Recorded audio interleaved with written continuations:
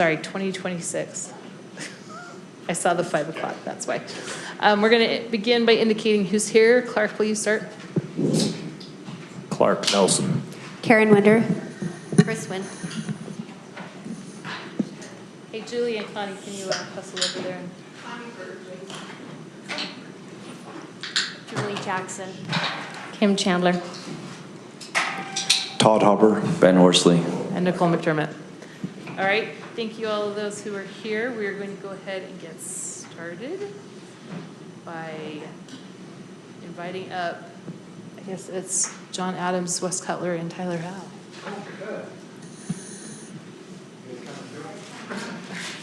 You guys just gonna sit in the back? Nope. Come on. Well, I think I need 3. So I gotta take that chair there. Just make sure the down arrow is what you should see. Down.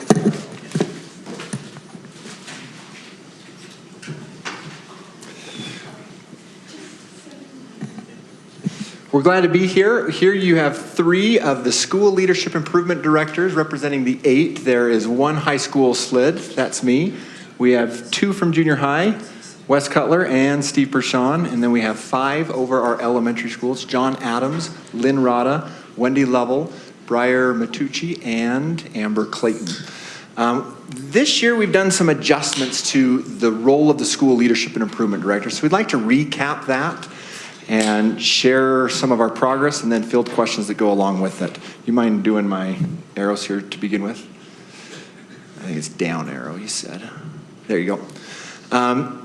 These first few hopefully put a little bit of a smile on our face. The vision was set by Superintendent Horsley as he was talking about a diagram that illustrated really well what the role of the SLID had been. There's his diagram. How many of you look at that and think, boy, this is clear as can be? For those who were in the room as he went over this, it actually was a pretty clear explanation. But I took a picture of this afterwards and had to kind of chuckle. I'm like, I actually understand what is in this. Even though those who see it fresh probably wouldn't quite grasp it. The next 2 slides are the same discussion, or meant to be the same discussion as what Ben had diagrammed on the previous slide. The conversation is, yes, there is a potentiality for a bottleneck problem. Very often, the first thing a school or a principal will want to do when there's a challenge is to go directly to the SLID and say, hey, I got this, I got this, I got this.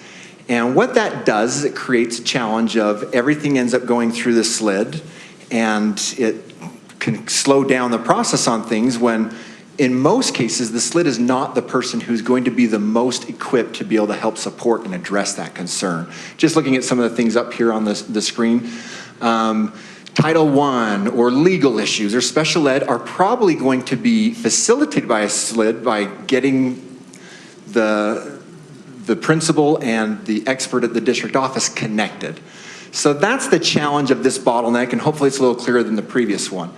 The whole idea about this is, can we move away from the SLID being the center point and help people really feel that they've got this direct coaching access in each of these different areas? And I mean, this is just a sampling. You can imagine a myriad of others that we could put up there as well, that the district and the school have this direct coaching access one to another. So if a principal is needing some coaching and support in CTE, they're not going through the SLID and then getting over to James Taylor, but there is James Taylor and the principal brainstorming, working through these processes together. The SLID, therefore, on the right side of this slide, is really intended to be focused on school leadership and improvement, focusing on instructional coaching with school principals, and not just answering phone calls from parents who are upset about something that happened on cheer last night. They're enabled to be a lot more focused in on the instructional coaching of the school, the continual improvement plan, and the leadership of the principal. So this is what we actually presented to the principals at the beginning of the year during the kickoff. Granite School District is about coaching, and it was great to go to the principals and say, who is a coach in Granite School District? Principals are coaches, and your leadership directors are coaches. Maybe Principals had been quite used to the wearing the hat of, yeah, I'm a coach, I get that, but to view their SLID, their School Leadership Improvement Director, as a coach wasn't necessarily the first thing they'd think about.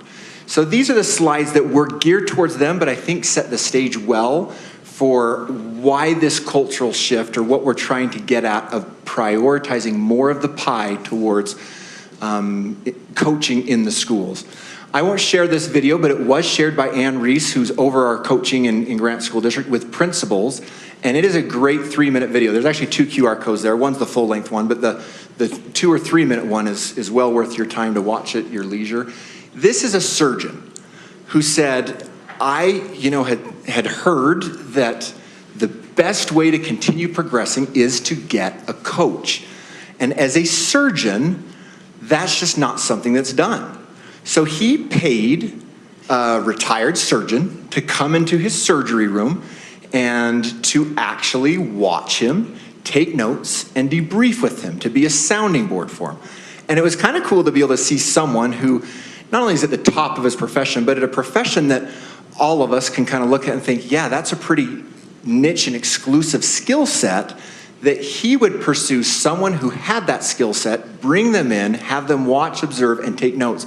And in the video, it's kind of cute to hear him walk through this. He says, I was excited to sit down and do the debrief because I assumed I was going to get to hear lots of what I was doing right. And he says there was a fair amount of that, but there were many things that were put in front of me to say, have you considered this?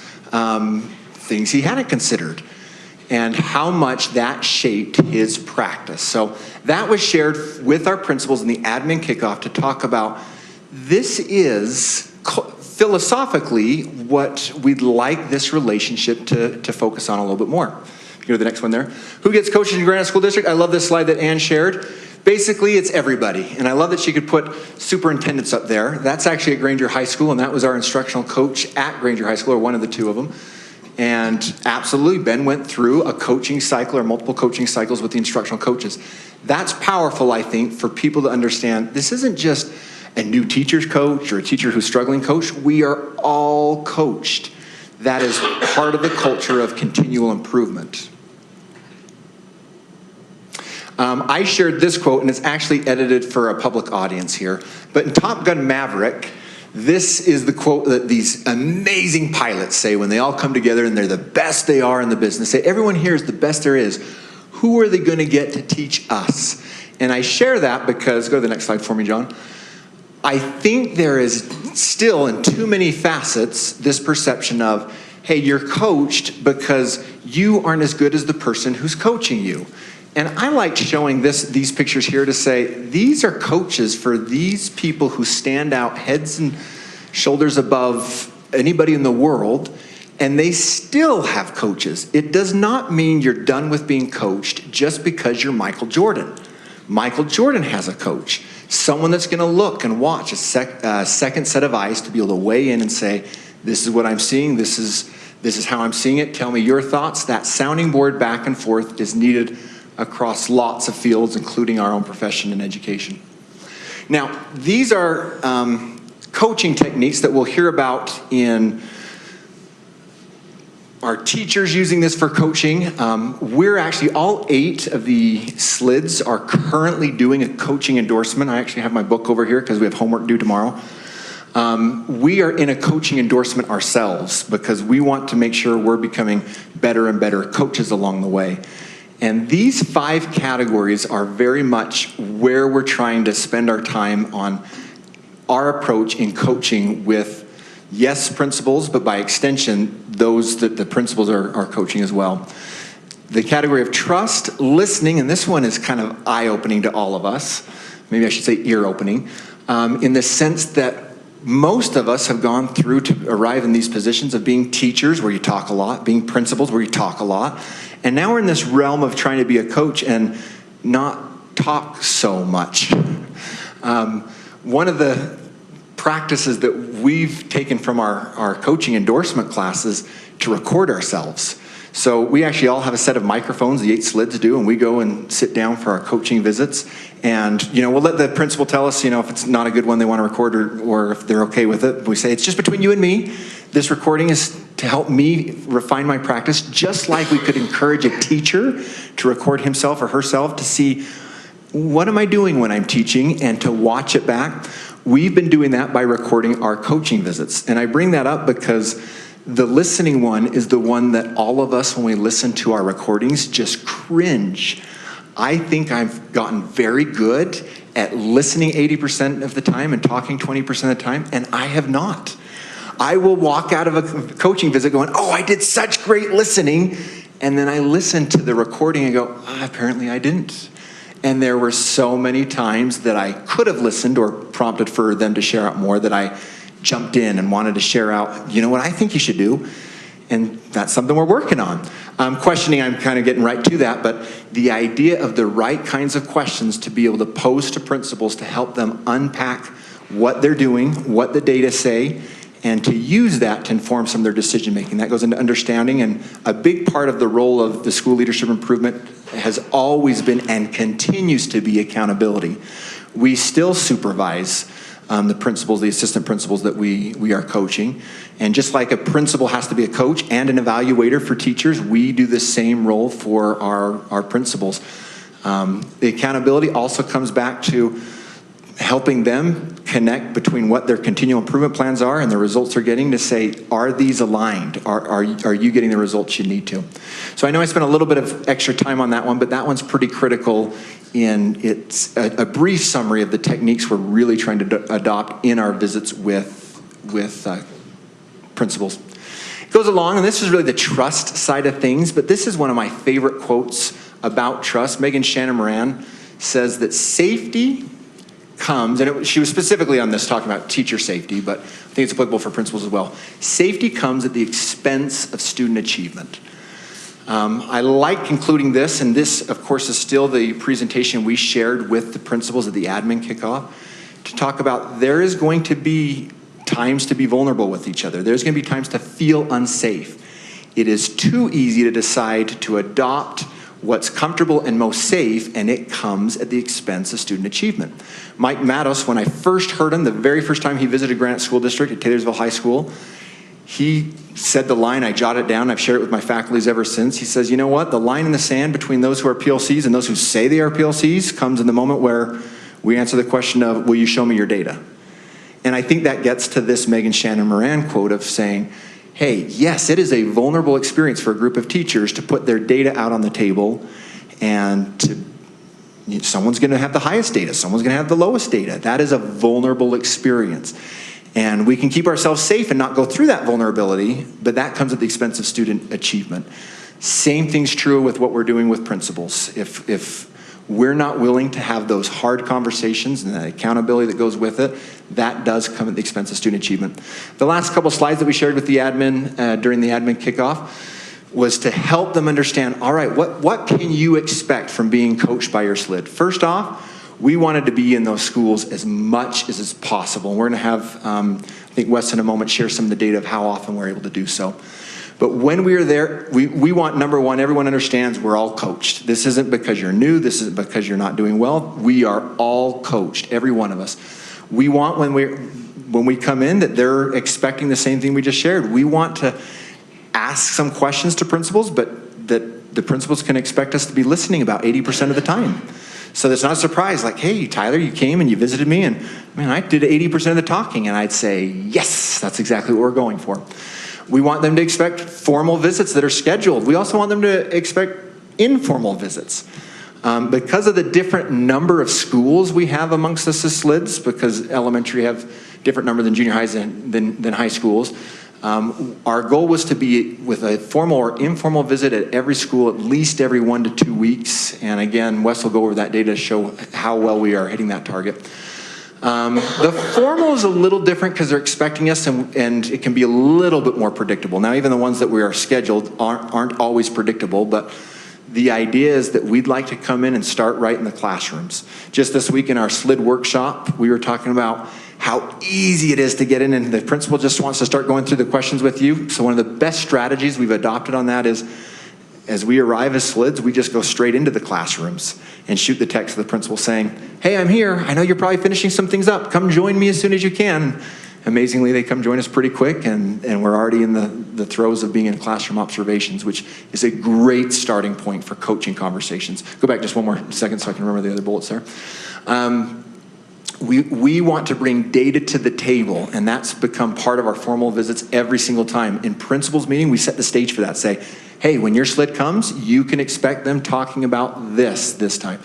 Right now, the big thing we're looking at is the hand we were dealt data, because we're going into the end of year testing, and the specific plans on how are we intentionally preparing our teachers and students for end of year testing, what our plans are. Finally, discussion about progress in the continual improvement plan. We pull that out constantly. We have a great spreadsheet that has a link to every single school.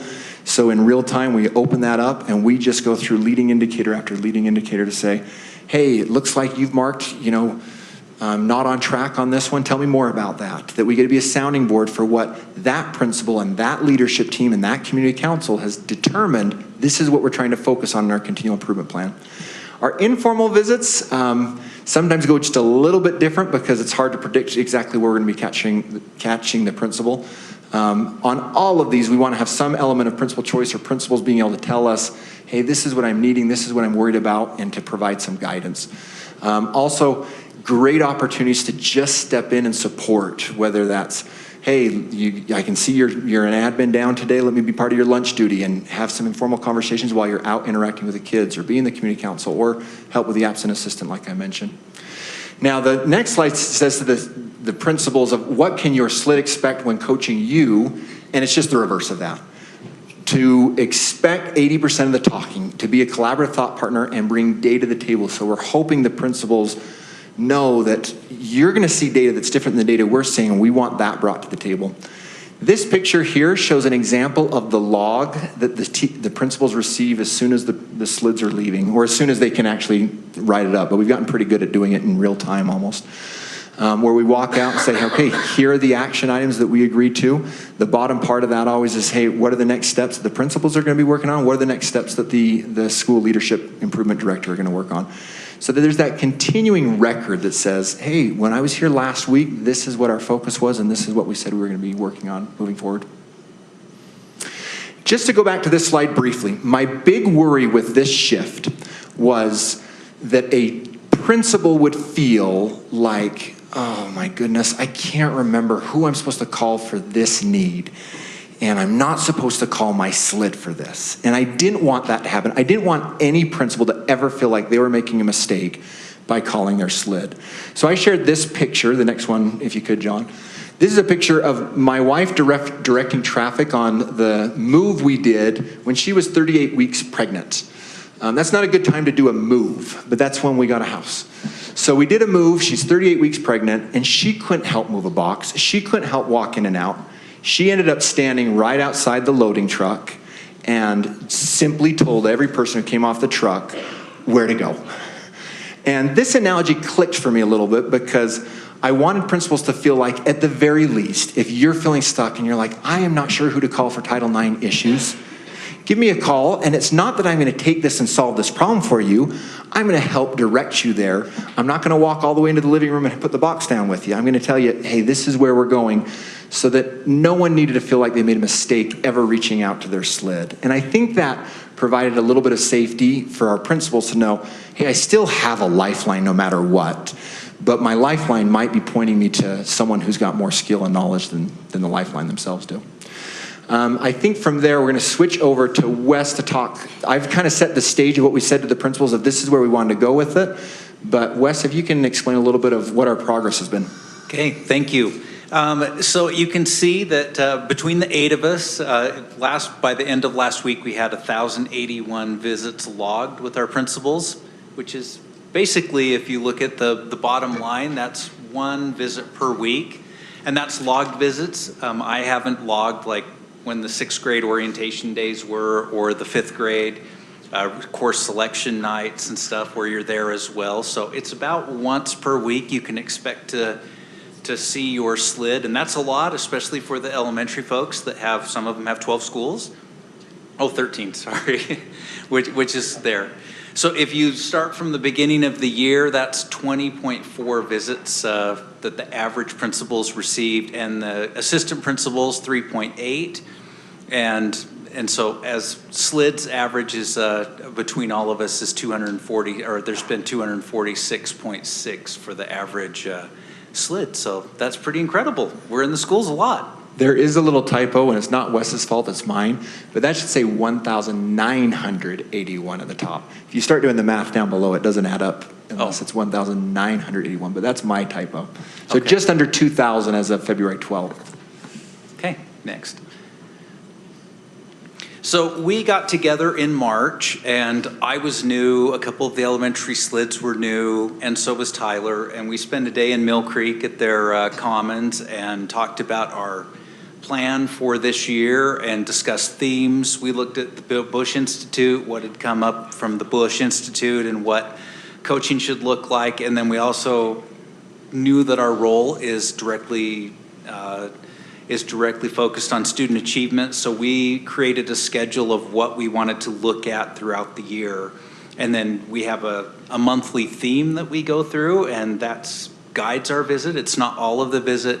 So started in the summer, I met with all my principals, went over their continual improvement plans, discussed where they were at, tried to look at data that we could. 4 of my principals right now are brand new to their schools, so they didn't write their plan. And so that's a little bit different. And so then kind of have discussed adjusting and what that really looks like and some of those things. So those are, these are the themes. It started with our continual improvement plans. Then we've looked at grades through PBL throughout the year. We spent a month looking at discussing WIDA and WIDA prep with students and getting ready for that. That just wrapped up since most of the schools just finished WIDA testing in the last week or so. And so that was a big focus for a period of time. Floor and ceiling data, when Joan Bramble created all of her data for the year, that was taken, put into a spreadsheet, and then you can then look at your kids that are bubble kids and say, okay, this kid was almost proficient. So if this kid gets a little bit of extra attention, or you can say, okay, if we're gonna identify specific groups for your school, and there's some kids that are struggling, that helps you identify specific groups. And it's been amazing. So I've spent a lot of time with my schools on the bubble data, and then I know who actually is running the surveys. And so like this, when I go out to Jefferson, I know that Liz Coons is the one that puts together all of that goes out, and the spreadsheets, and then I'll talk to her about how it's been presented, how they're tracking it, and how they're using it with that group on there. So that's kind of been a look through the year of what we've done. Could I ask a question? Sure. Should I? I thought I turned it on. Sorry, my bad. I must have turned it off. You're talking about kids. You're literally identifying students with the principal, with the leadership team, and you're talking about student outcomes. Yep. And so if you go to Granite Park, April, their assistant principal has taken it to the next level. You can click on that sheet that started as bubble students looking at growth and proficiency. It has the panorama data in there of which kids are not feeling super supported at school. You can look at that. You can look at the WIDA scores and where the student falls within WIDA and how close they were, so that teachers can have a discussion about if the student just didn't pass because of speaking, which is the vast majority of kids that have been in the district a long time and have good academics, and they just keep taking WIDA because they're embarrassed to speak. And so went through plans on that. And so you can look on that and identify anything. So if a teacher gets into grade level team and wants to know anything about a student, they can just click onto that spreadsheet, bring it open, and then they can pick their weekly kids that they're working with on what, or get groups and do that. And so that's kind of been our focus. Our focus is definitely student achievement related for the school improvement plans. And and this morning, like my visit started, I went to Bonneville first thing this morning. There was an AVID conference. It was Granite, had Jordan and Canyons there. Went and talked to Mike Douglas for a little bit. He was welcoming everyone. Then I went up to Alyssa, his assistant principal, and I said, hey, did you get those QR codes out for stakeholder feedback at parent-teacher conferences? And she goes, yep, they're all done. And I said, oh, awesome. Let's look at the data next time I come. And so, you kind of have a thing, and then you know which person's involved with what.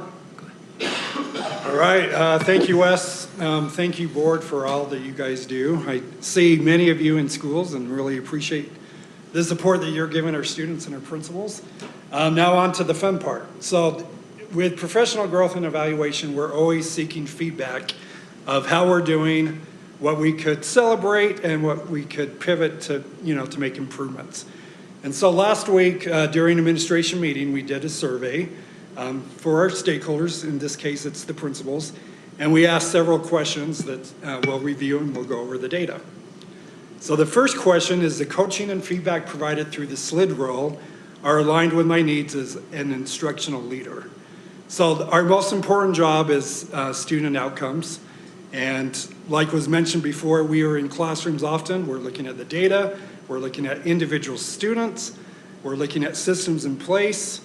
And this is the feedback that we got from 78 of the principals who responded. If you look at the scale, 1 is most improvement needed, up to 7 is we're rocking it out of the park. So from this data, 41% gave us probably effective, and 7 gave us highly effective based on this data. 2 people, or 2.6%, said, hey, you need to do something different for me. And so we need to be, just like teachers, we need to differentiate according to principals' needs. So that was the first question. The second question, the SLID role is structured in a way that allows sufficient time and focus on supporting principals' instructional leadership and professional growth. As educators, we're always learning. We're learning about best practices. We're learning about how to improve our PLCs, how to improve our Tier 1, how to improve student outcomes, and how to build, the capacity. As a SLID role, that is our job, to provide that support for the principals, and we do that through various trainings. In the admin meeting, we always look at a data point. There's time given for a problem of practice. And then in the small group, which we're having tomorrow, we're going to review RISE prep. We're going to look at the data that was maybe given the month before. Did your strategy work with the teachers? So for example, it could be going into the classroom and measuring classroom engagement or rigor. So did that work? If not, how can we change it, pivot it? If it did work, how are we going to celebrate that with our staff? If you look at this data, 32% gave us effective, and 26 or 21 principals who took the survey gave us highly effective. The last question is, having the SLID involved in onboarding and early support for new administrators is an effective use of the role. So this 51% or 40 principals said yes, it is. It's appreciated. Again, on the opposite side, 2, and this could be the same person. They just like to give us, the bottom of the barrel for each question, but maybe it's not. But anyway, it's good reflection for us. From all of the comments, Tyler put that in AI, and he looked for common themes. And so we do this when we give leadership surveys for principals. And in the spring, we'll also get a survey from the principals that we supervise. And we'll look for common themes. What are our strengths? So this data is good for us to think, hey, how can I continue, best supporting our principals for student outcomes? So one common theme is strong coaching and support. Principals feel supported, valued, and coached towards growth. So we're always looking for growth just as students and teachers. And the shift to a coaching and capacity building model is very much seen as a big improvement. We still have accountability, which is very important because that's how we get the proficiency and the growth, but also they feel safe and trusted. The third major theme is focus on student achievement and data. So as Tyler and Wes mentioned, every site visit, And every meeting, administration and small group, we do some type of data point. We're looking at those individual students. We're looking at systems in place, such as small group or our PLCs. And we're helping our principals get into the classrooms more often with the SLID and without the SLID, using data. So what are we going to do with the data? How do we build the capacity of our teachers? And is our teaching having a positive outcome for students?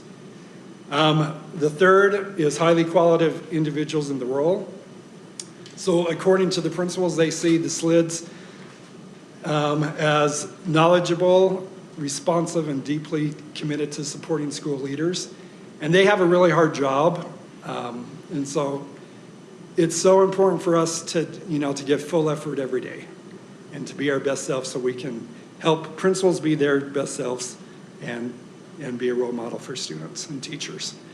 Some challenges are things that we need to reflect on and improve upon is the capacity and role overload.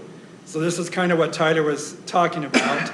Are there too many responsibilities on 8 people versus the whole district? And is this really going to be sustainable? And are our individual needs being met? But more than ever before, we have support for the schools.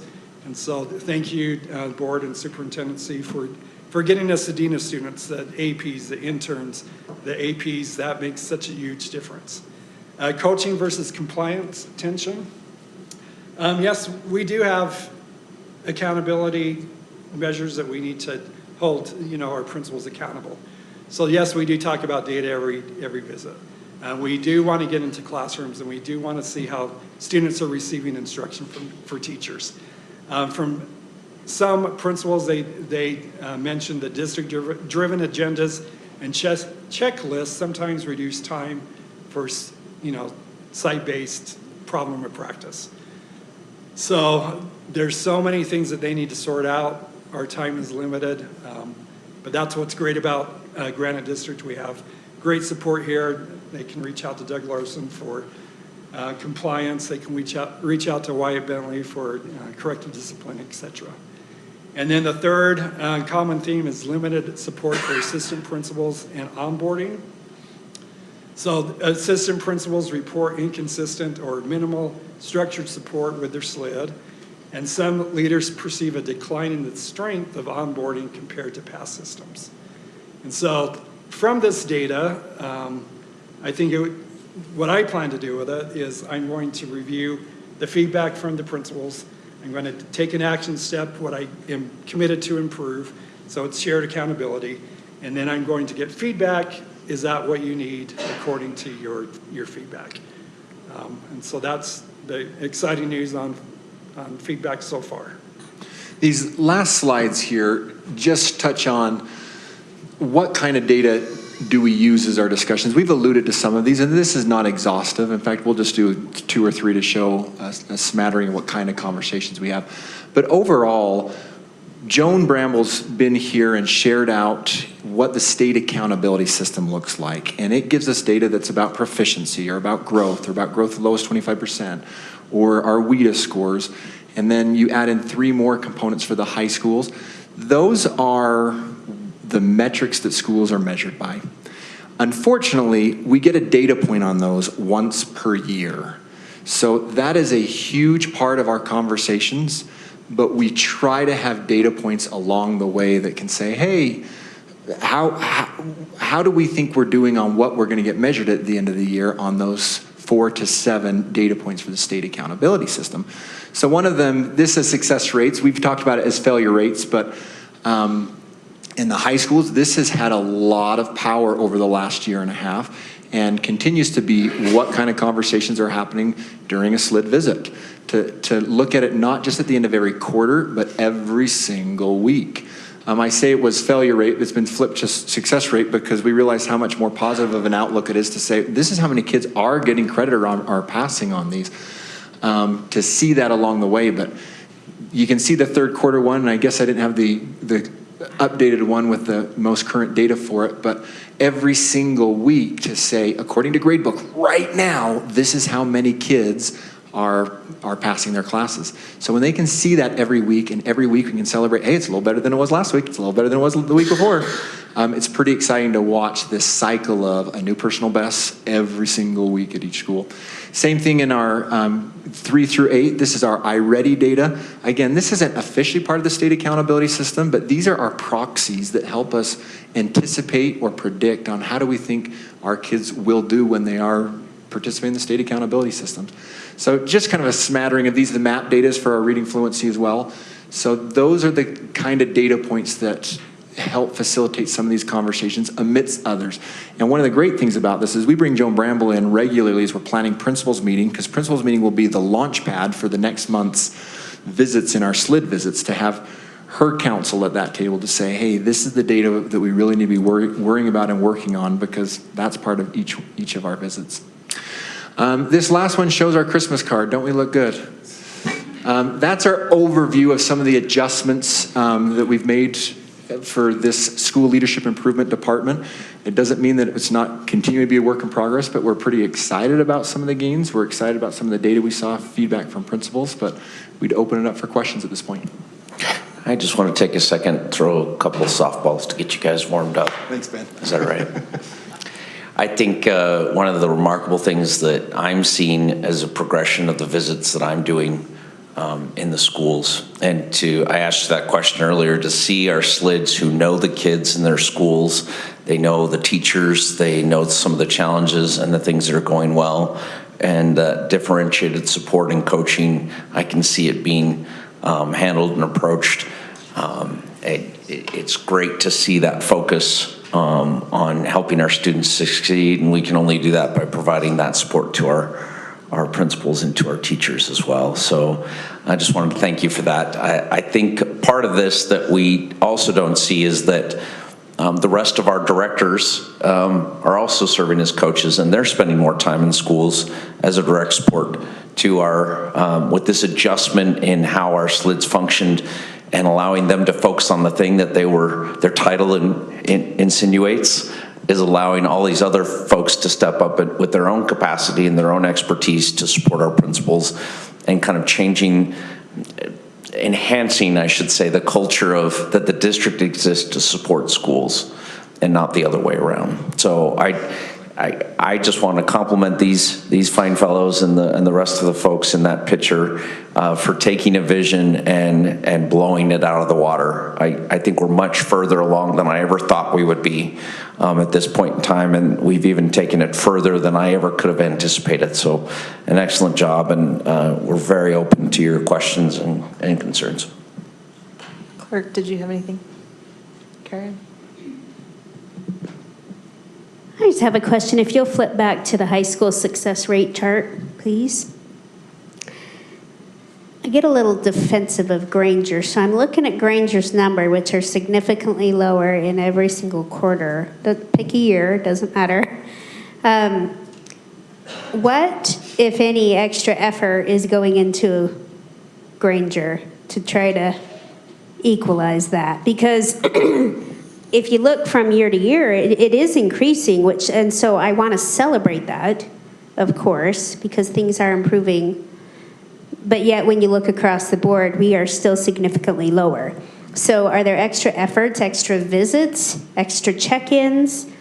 If we have an identifiable school that's struggling, what does that look like on your end of SLIDs to, can you speak, if anything, maybe nothing, I don't know, but that's my question. Well, and even if there's something, that doesn't mean there can't be more. And I'm glad you pointed that out, Karen. It's a little bit of a confusing chart to look at when you're just seeing it off the cuff, but most of the teachers in all of our high schools, and definitely the administration, have gotten pretty used to this chart, because we're really trying to compare each school to themselves for the same quarter from previous years. In fact, one of the things that's a little bit of a tangent on this that goes to our school calendar adoption is there was a significant jump in all of the schools when that calendar got the semester break at Christmas break. Was really interesting to me watching that failure rate data to go, whoa, it's a lot easier for kids to be on the ball and get their stuff in and have a good grade second quarter with this model than it was previously. But we could see that because you're comparing Granger to Granger for second quarter to second quarter. I say that as we share it with all of the staffs, and at the same time, we still share all of the schools right there. And so teachers might raise their eyebrow and say, you say we're comparing to ourselves, but why do we have all 7 of the other high schools there? Because context is important. Context of, hey, how are we doing compared to other schools for the same quarter is also relevant. Knowing Granger as I do, I was excited that, yes, it kept being, this is the part I was excited about, yes, it kept being the 8th of the 8 on each of these, but the gap was closing. That was the part that was exciting to me. A couple times we passed Kearns on some of those quarters, and then they passed us again, and Kearns actually has maybe had some of the best growth on their failure rate or their success rate of all. But to Karen's question of what then can we do to more specifically support when the data are showing us there's a need, obviously Granger is our boost school and the only of the boost schools in the high schools, which I was just there doing the boost training with the staff this morning, going to what was the focus on that. I recognize that the supports can also be things that people want to keep at arm's length. And what's nice about boost so far is that's something that is coming from Granite School District. It is intended to be what do we feel the school needs and the added support. The biggest thing we've been able to throw towards Granger this year is to be able to say, right now, it's not that this is new knowledge for teachers or principals to have to wrap their brains around. We know and have always known that teachers need more time to be able to unpack standards and create formative assessments and then to look at that data. So Granger has had a little bit of a leg up on that as we've looked at this plan to say, great, can we go in with added subs and money to be able to cover some classes on a quarterly basis for certain departments and say, let's get you that time. You're still the experts, teachers. We know that you are the ones that are going to need to look at where our students are at, what's the curriculum, and design those things. But right now, sometimes that can't happen because the time's lacking to get there. So that's maybe the tip of the iceberg. But to Karen's point, I think there's more to be done. And I think the more we are data-driven in our discussions of what we're doing in our coaching, the more we can say, hey, we do not need to be equally visiting or supporting all of them because the data are showing us this area needs more because of where they're at right now. Did you have something to add to that, Mitch? Sure. To Tyler's point, if you take 2020-21 and you compare Granger's number to the total, it is roughly 13%. And as you go up, it goes to 10%, 8%, 5%, 5%. Like that gap is closing, which is the only way we're going to get there is to close the gap. And then pass the other ones. Did you have anything else, Carrie? Okay, Chris, go ahead. Thank you for the presentation. This is helpful. I think we've all had some SLID issues as board members in the past, and so I'm really grateful for this presentation to see, what exactly the focus is of our SLIDs. My question comes from some of the comments from the principals on the challenges of SLIDs is, and I guess, do we have enough SLIDs? We went from maybe too many to now a more limited amount of SLIDs, but SLIDs have other roles they're serving, I guess. And so are we looking at the right balance of SLIDs versus how many schools we have? Good question. And our first one there in the capacity and role overload, I think we've taken a real significant step forward this year at trying to push other committee assignments off of SLIDs, away from SLIDs, so that they can be in the schools more. I think that's been a positive step forward. Am I speaking right on that, John? You could probably speak to that better than me. I do know that a lot of the comments on that first one do relate to me as the high school SLID. That's a significantly different model right now that I'm part of the superintendency and I'm functioning in that role. So some of the feedback was saying, hey, that's kind of a split level of responsibilities, but I don't think it's exclusive to that. That's something I think we need to be mindful of in general. The one that did stand out to me is that bottom one of saying, hey, our assistant principals aren't getting quite as much. And now every single assistant principal is assigned a SLID. And it's obvious in the secondary who would be because the school is already signed out that way. It's less obvious in the elementary because so often our elementary assistants are split between schools and they might have 2 different slids at those 2 different schools. So we were very intentional at the beginning to say, no, everyone's going to have a go-to point slid and it will be one of the slids at one of their schools. But a lot of those coaching visits do tackle content that is under the purview of the principal. And as we looked at, can you go to the slide of Wes's of the data up a little bit higher? One of the question marks on that data points to say, clearly we are really hitting the target we were hoping for of a visit for every principal every week or 2, because we're hitting it about every week, very close to every week. Principals are averaging a coaching visit. Obviously, the assistant principals aren't there yet. So even amongst our own department, we said we could definitely increase that number, but then lower the other one. And that was a worry to us because so much of that instructional leadership does need to start with the principal. They're over the continual improvement plan with their leadership team and their community councils. But that conversation really starts there. But it could go to your question of if we had more, could we increase that number even more? Yeah, we probably could, or do we just decide to lower the principals to increase the assistant principals? Something we're going to grapple with. Thanks. Can I piggyback off of that? Because I wrote that down as a question as well, kind of where our assistant principals are as far as the coaching. And I understand their roles are a little different, but they are going to be our future principals, and that's where I'm like, yeah, I don't know if they can be just included at least in a visit, or I don't know, but somehow I just feel like that concerns me that we're not preparing them maybe as well as they could be prepared to be in that principalship, and we could have people better prepared if we did that. Anyway, just my concern, but I appreciate what you're saying and how their roles are. Me too. And seeing that data gave me pause, and I thought we might need to be a little more intentional than we've been with our assistants. I think we always knew that through this adjustment, again, I think we're much further along than I thought we would be, but we knew there would need to be additional adjustments and enhancements made, especially to this pipeline piece, and making sure that those folks were getting the support that they need, and we're learning and going to need to make some additional adjustments to make sure they get that support. Part of the consideration for elementary interns and APs are at different schools when we do our coaching visits. So consideration is to do more intentional scheduling when the principal and the AP are together. And so that could, help our visibility with the APs and interns more frequently. So we meet on Thursdays and we do coaching within the SLID group. So that could be a problem of practice. We can come up with solutions to your questions.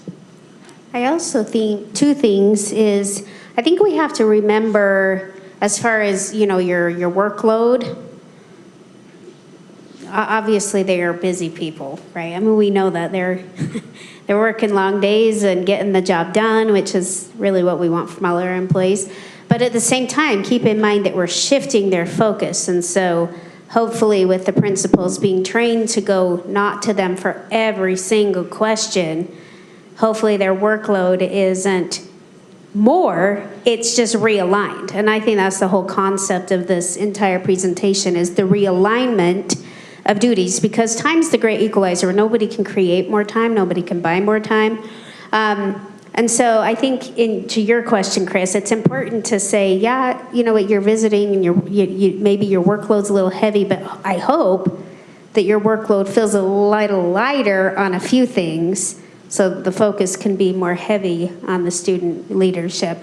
I also think, to your point, Nicole, I agree. I mean, that number, looking at the 3.8, it's kind of like, oof, are we missing something? However, just another way to think of it is, I know in talking to some assistants when I visit schools, or especially when they're promoted to be principal, is they're going back just on the day-to-day training that they get from their principal. So even though this number may be low, if we have more highly effective principals, they will naturally be passing along that wisdom to their assistants. So even though that number is low, I have to just believe that this model still is helping assistant principals, because it has to. It has to. If they're taking that information, becoming better themselves, they're naturally going to pass that along to whoever they're training or who's working with them. Those are just my 2 comments. I think I think it was probably a little over a year ago that we started having this conversation with SLIDs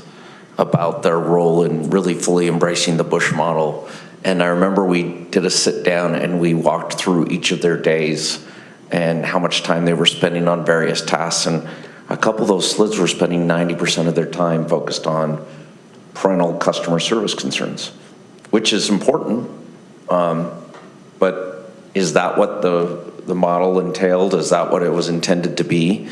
And so it really was, let's get the best instructional leaders here in this role and have them focus on the thing that's going to give us the biggest bang for our buck, and move those other responsibilities, make sure they still get taken care of, but be more efficient with their time and more intentional about it. Will you talk about Lynn's role in preparing our next round of leaders?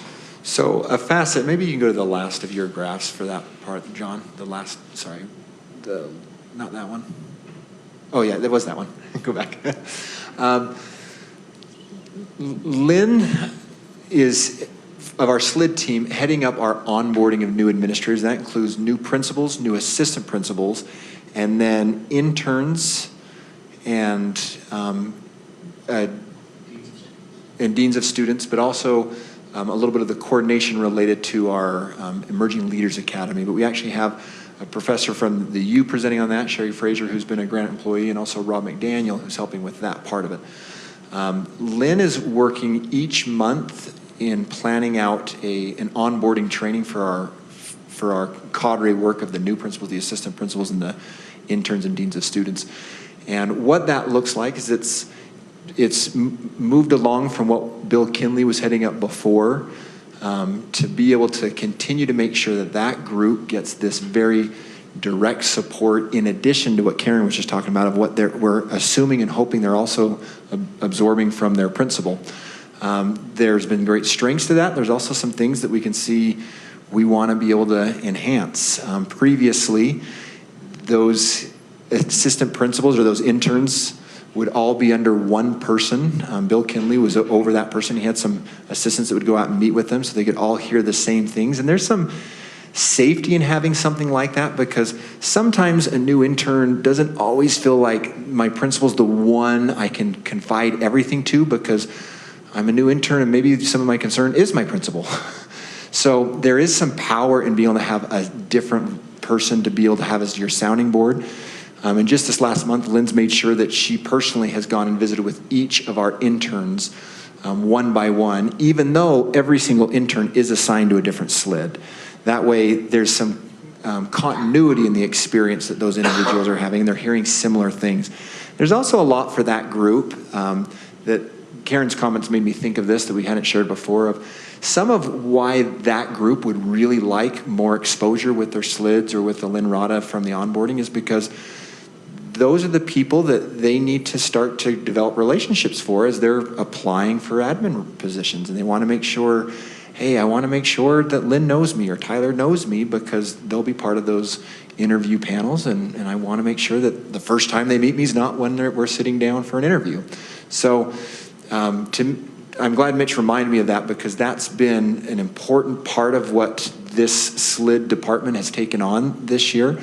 And it seems a logical fit because we're already working with leadership and improvement, and that's exactly what you're doing in onboarding.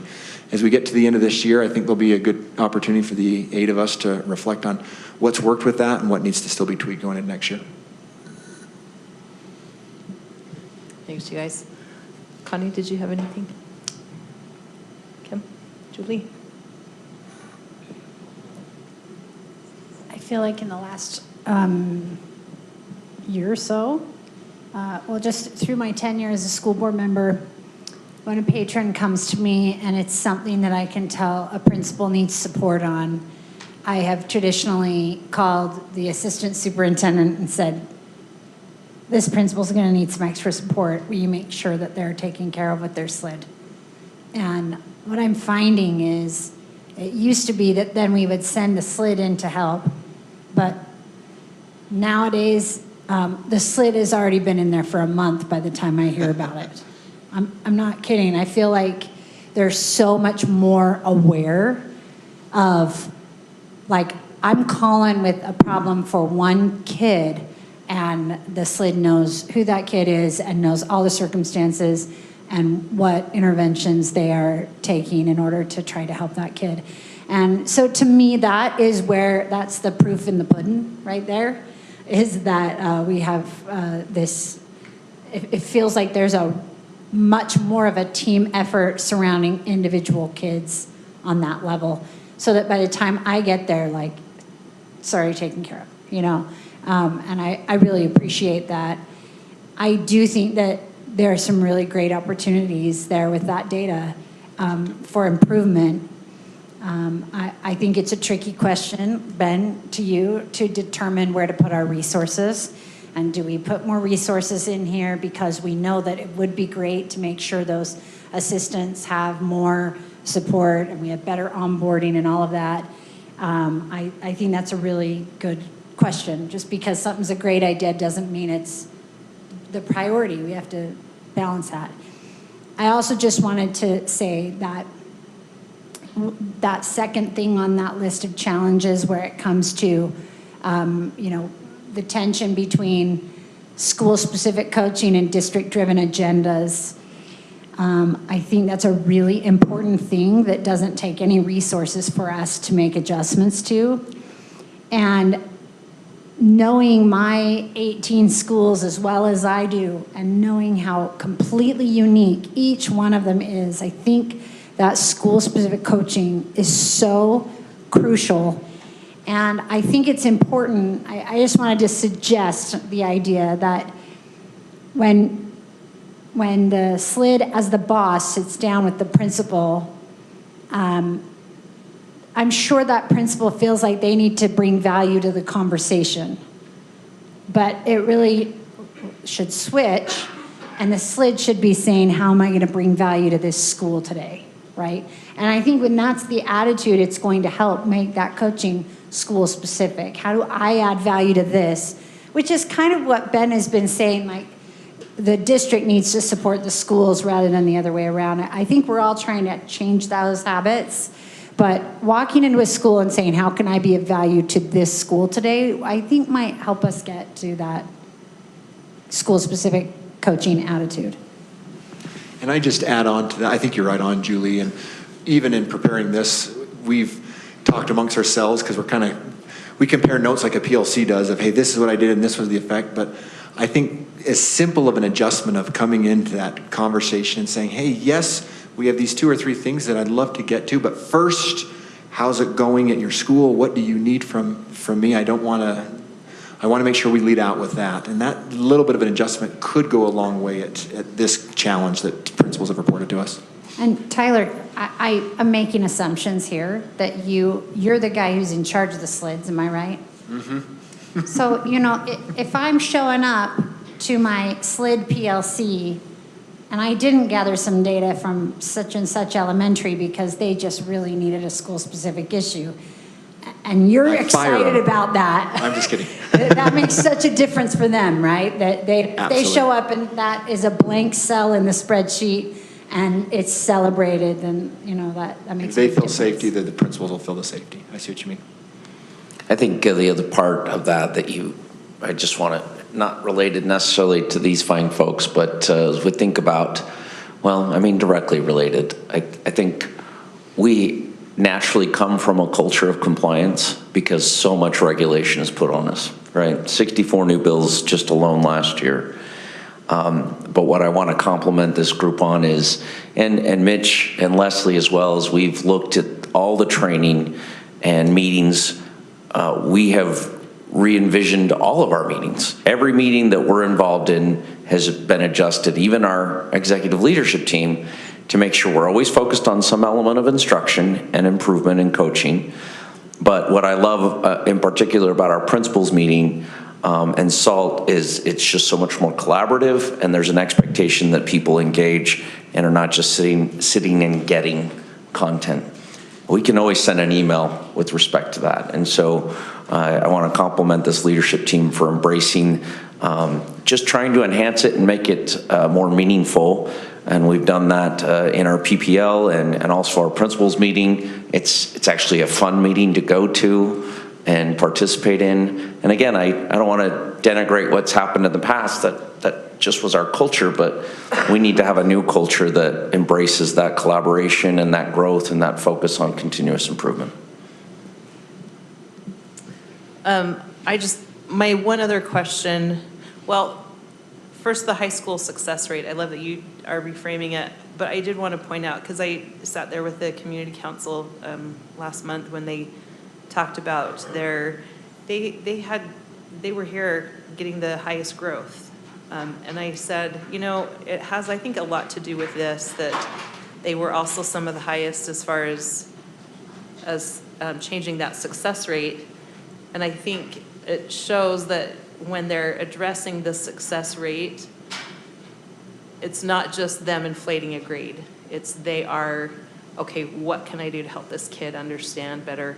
And that's reflected in the testing and their growth. Because I looked at Kearns and I was like, they have some of the highest growth in the last couple years, which, wow, that's something to be super proud about. And I think that shows in what their testing rate was. Anyway, I just wanted to point that out. So I think it's fantastic. And I did look at Granger, but I was super proud of the fact that they have grown so much. I think that's incredible. So kudos to all of them for growing. I may have shared this before, but to what you're mentioning, Nicole, that's always a worry, because this is meant to be a proxy for. The biggest reason this is a trackable one for high schools is because it correlates to graduation rate. So that's one of the state accountability system data points. Theoretically, this correlates because failing grades is lost credit, which is off track to graduate. But the worry would be, hey, by monitoring this and talking about this, we don't just want to lower the standard. At Granger on third quarter last year, as an exit ticket to our faculty meeting, we simply put out there that question of saying, hey, once again, Granger, we just beat, at the time we're calling out our failure rate, for another quarter. What do you attribute it to? And there were check boxes, and one of them was, I lowered the standard. Others were, hey, I saw who was close and I called them in during flex time. Others were, hey, the cell phones haven't been as distracting. There were lots of different choices and your write-ins. And the one that was, I lowered the standard, was selected by 1.7% of the staff, of the 140 teachers there. And that was obviously self-reporting, but it was indicative to me to say, hey, our perception as a staff is that our kids are passing at a higher rate and we did not lower the standard. Self-reporting, but that was encouraging me. And obviously that's a sample size of one of the 8 schools, but I wonder if it produced similar results at the other schools.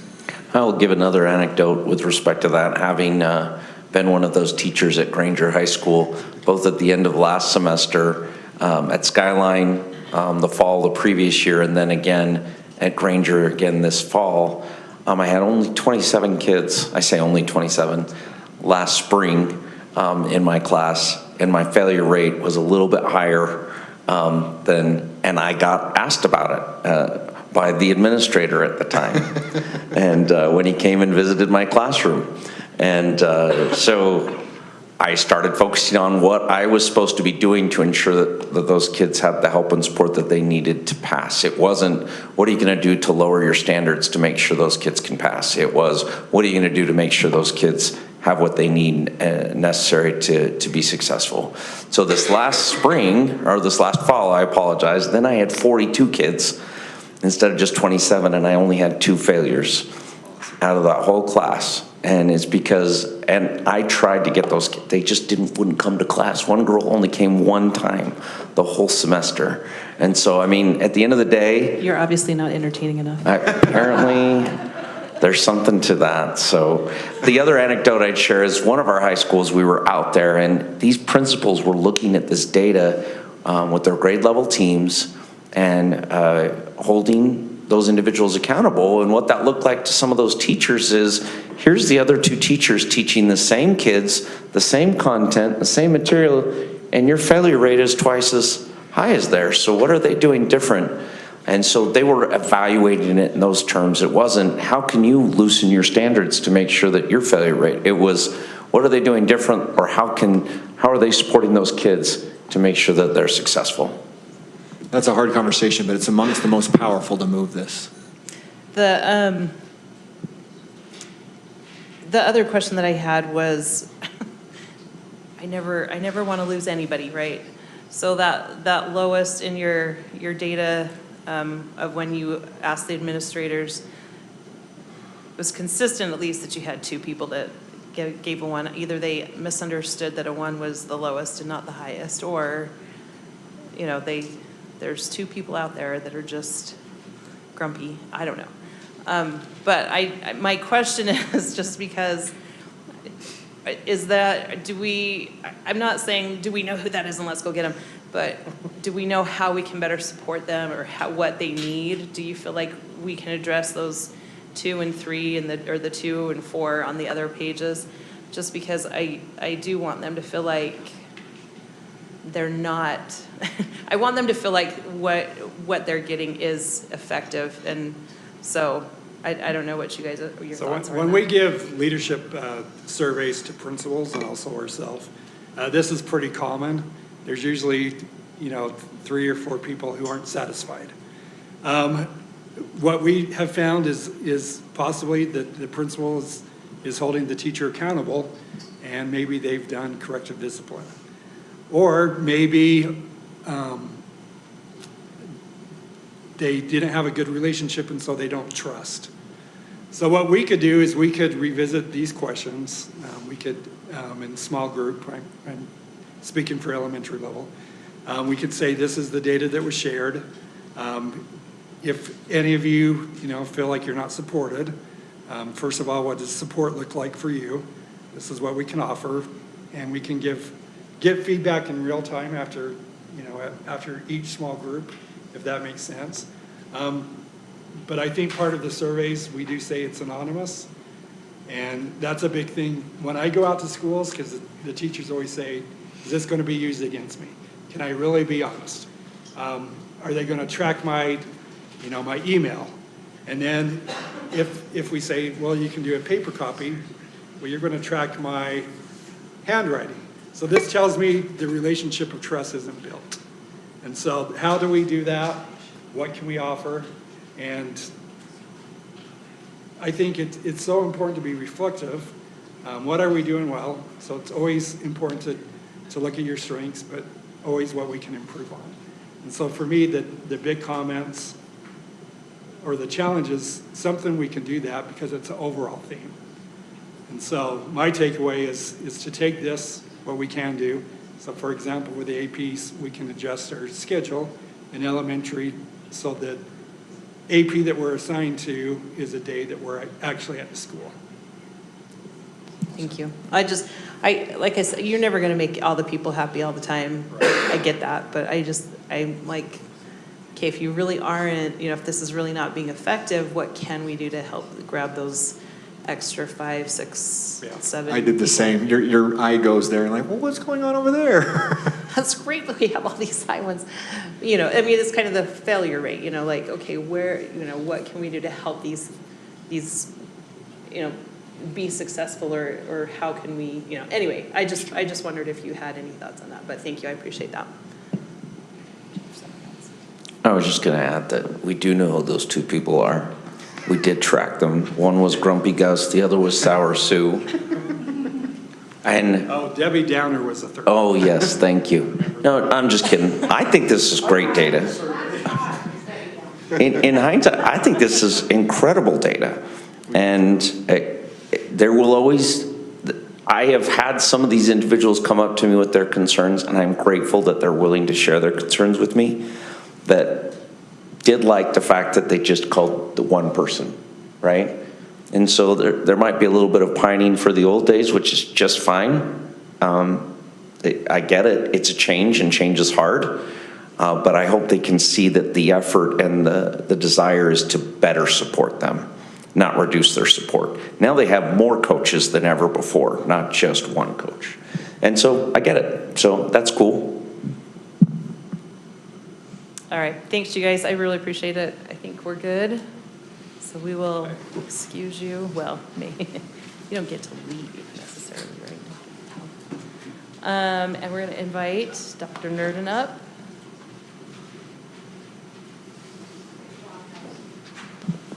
It's Wes's birthday today, so make sure everybody says happy birthday to Wes. Happy birthday to you.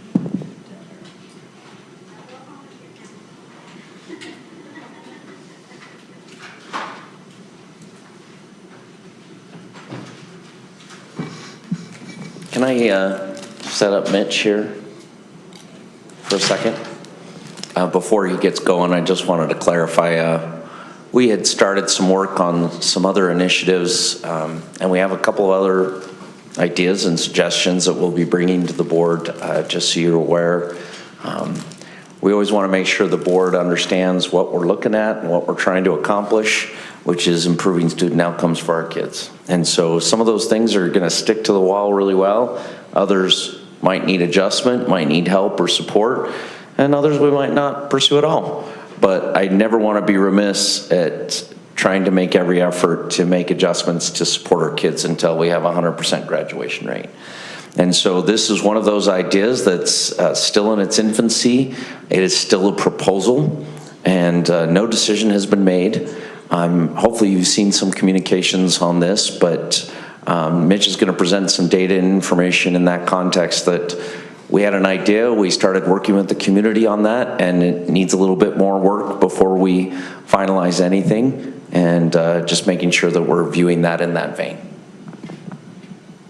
Thank you. I do want to start, before I go into the slides, Tyler put together a really great survey, and we went out and presented to the community.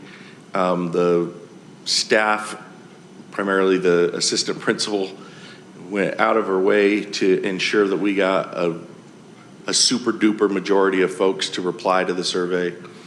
And roughly 50% said, let's get going. We want to do this right now. That obviously means we should pay attention to that and not ignore it, but it also means, well, we don't have a super duper majority. So we've got a little bit of work to do. So just know that we are not planning on doing this anytime soon. It is not in the works to start this summer. This is information for you. There'll be some slides that have to do with this calendar year, but that was just hypothetical. We're not going to implement this year. Okay, we are looking to extend the elementary calendar year. The idea is rooted in not just calendar, but ensuring that instruction is improved and much more aligned. Just to clarify, you're looking at extending the elementary calendar year for Plymouth. Correct. I just imagined what some people. One school at Plymouth. I've included a bunch. I'm not going to read any of the research to you, but I've included it for you to refer to at your leisure. Why are we talking about this right now? Well, literacy and math gaps exist, especially at this school. We believe that summer loss is disproportionately impacting low-income students. We also have looked at research and it said, hey, maybe this is something that you should try. Like I said before, we are not just proposing more school. We're proposing a much more coherent instructional use of time. Let's just talk about summer learning loss. Every elementary teacher will talk about it. They all experience it. Achievement gaps widen during the summer. They get to a certain point in May when they leave us, and they come back in the fall, and they've lost some of that because they've spent too much time out of the classroom. This is steepest in math and literacy. And so we're clear, those gaps become cumulative. Over time, the gap gets bigger and bigger and bigger because they had some learning lost, and then they shouldn't have lost that, and so then it becomes more difficult. We also want to highlight that behaviors over the summer become really problematic, and the school brings those new kids back to school, and they get behavior under control given a certain structure. And as the school year goes on, that behavior becomes less and less and less, and then summer hits and they are right back at a height of problem in the fall. Let's be really clear, not for the first 2 weeks, because for the first 2 weeks, they're all living in that wonderful place where they wish it was like that all the time. But after about 2 weeks, kids' behavior gets a little out of control, and then they horn it back in. I am presenting, but I'm completely okay with taking questions whenever you want, whatever you would like, President. Current reality at Plymouth Elementary School. This data is compelling. It's compelling us to say, to do something, address it. You can't just be okay with this percentage of students achieving at grade level.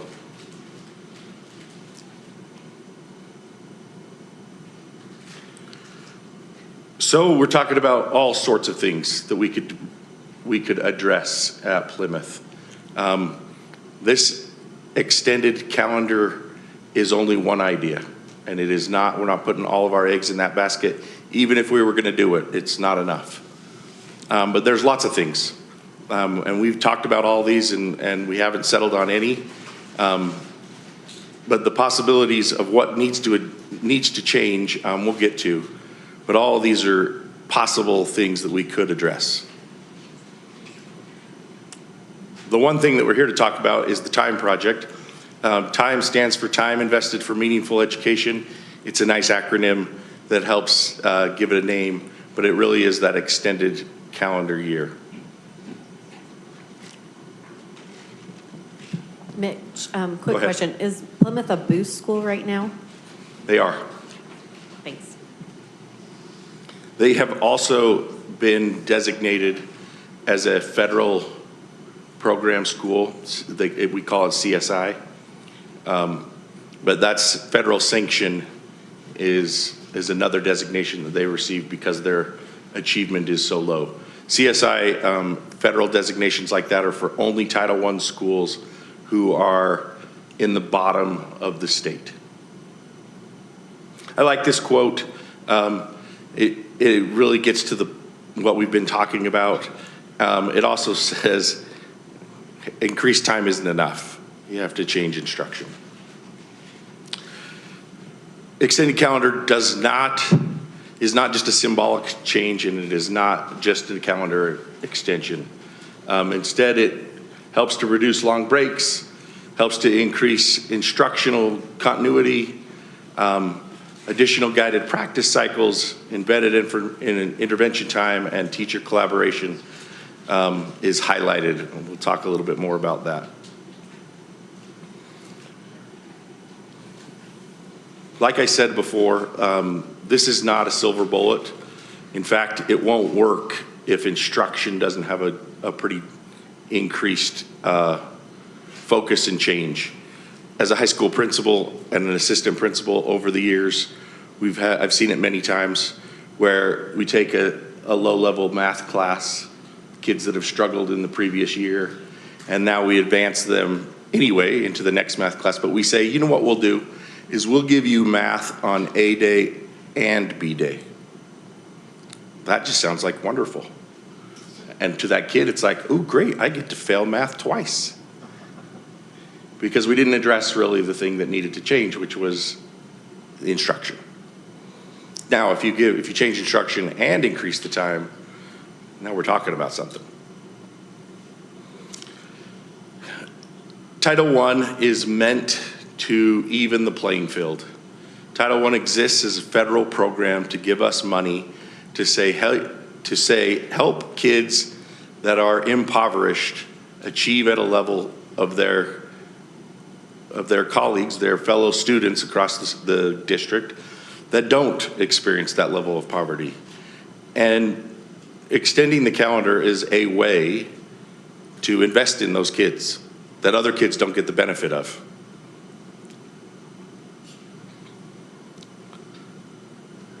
Again, the overview here would be a mid-June start with a 2 weeks off for students, 1 week off for teachers after the end of the regular school year. And then, again, we're calling it the zero term so that we recognize that the extended calendar isn't on the back end, it's on the front end. So in the end of May, I'm in 4th grade, and now I'm going to be 2 weeks later in 5th grade. If we end up doing this, it will still be only a pilot. But when and if we decide to ever do this, we'll run that pilot for 3 years and evaluate the data all the way along. Here's a nice graphic that Tyler helped create that highlights what I was just talking about, where the zero term fits in the summer, and then you move into 1st, 2nd, 3rd, and 4th term. What this does is it gives us X number of days more before testing. When we measure the effectiveness of the instruction, where we measure how much the kid was able to grow in class, we get all those days in advance of that. We're not trying to remediate something after the fact. We're trying to add additional resources so it can make the difference. Here's a great little calendar that highlights if we were going to implement it this year, our initial approach, again, initial, would be to only add 23 days. And the main reason for that amount of time, as opposed to say 28 or 30 days or 35 days, is to make sure that we didn't overload teachers who hadn't necessarily gotten ready for this. I explained that to you because we were going down a road and we decided to not implement, but that was why it was built like this.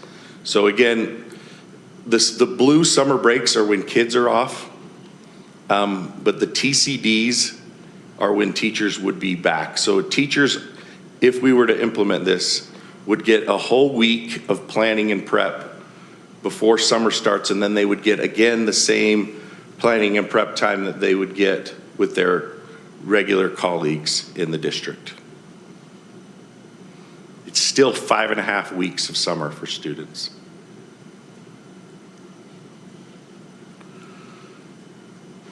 Our summer term, as envisioned, will only run from 9 a.m. to 1 p.m.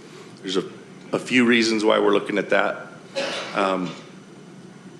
First, to focus in on math and language arts. There's lots that an elementary teacher has to prepare for and lots that kids get exposed to, but in the summer term, we want to just hyper-focus on those two critical areas. It also enables us to reset the instruction with that faculty, because from 1 o'clock until the end of the regular contract day, they will be working in professional learning communities, in PD and the like, to really set what new instruction will look like. I do recognize that,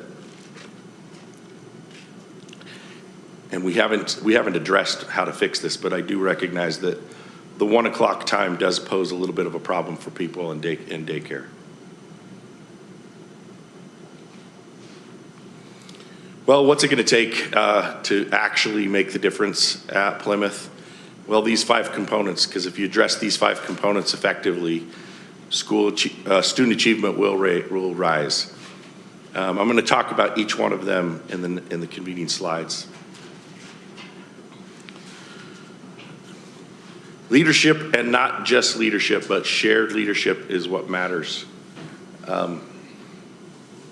I love this quote. I will read this one. I said I wasn't going to read one, but I love this quote. To date, We have not found a single case of a school improving its student achievement record in the absence of talented leadership. The teachers do the work, and they deserve all of the credit, but the principal still has to bring them together. And the principal ensuring that they work with their staff and they create a shared vision, and they set up systems to ensure that folks get opportunities to weigh in. I often say this, you've probably heard me say it, no one implements someone else's vision well. And what that means is that if you do it because the principal told you to do it, you're probably not going to do a great job. And if you don't do it, well then whatever that means. But if you do it after we all decide together and now it's your idea, you'll move heaven and earth to make it happen. And that's kind of what shared leadership is about, is everybody getting together and saying, we believe in this. And once we believe and we're going to make it happen, they make it happen. That gets to this culture idea. School culture to the layperson sounds like something different than what we mean. In education, school culture is about what we believe about our students and what we believe about ourselves as educators.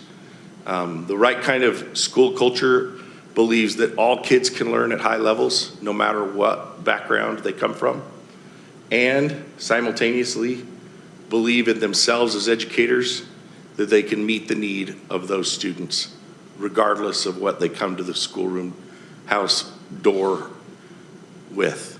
They got to believe in themselves. You got to believe in the kids, and you have to believe in yourself.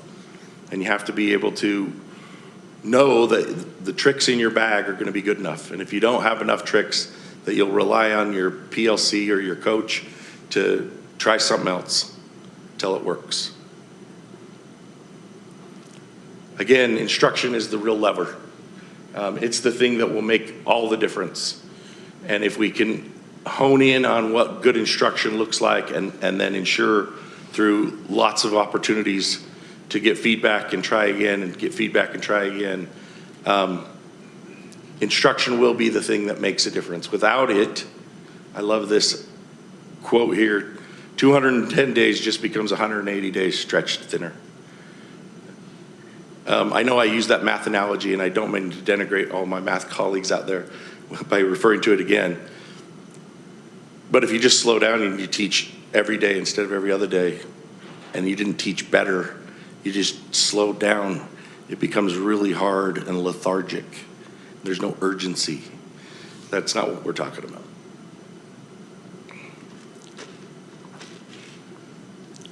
Structures is a key component to school improvement. Structures are talking about master schedule, talking about PLCs and when they exist and when interventions happen.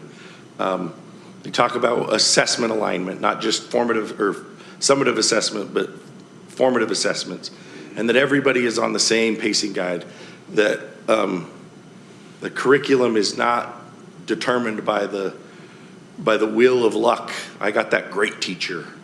That no, everybody in that whole grade level is great, and they all are on the same page doing the same stuff. That doesn't mean that the instruction is the same, but the quality is. We call that a guaranteed and viable curriculum. Family engagement, can't do it alone. We've got to have families with us, and key to making something like this work would be to ensure that families are engaged and that they understand that we are partners in a dual capacity building effort. We look at them as a massive fund of information, and they look at us as a massive fund of information, and we work together. It is not the educators teaching parents how to do it right, because parents have a ton of information to share with us about how we can do it right for their kid. And we have to make them the partner with us. To your point, Julie, it is not a mandate for all schools. There is no immediate district-wide expansion. It's not going to be a cost-blind decision and not an academic silver bullet. As we've talked about the cost considerations. We know that they are, they're high, but we've worked to overcome them. We believe that transportation and food services will be reimbursed. Teacher compensation and running the building is something that the district has to pay for, but we have Title I set aside, specifically designed out of Title I law. Elementary and Secondary Education Act says, yes, you can take set aside for this. And it would be a great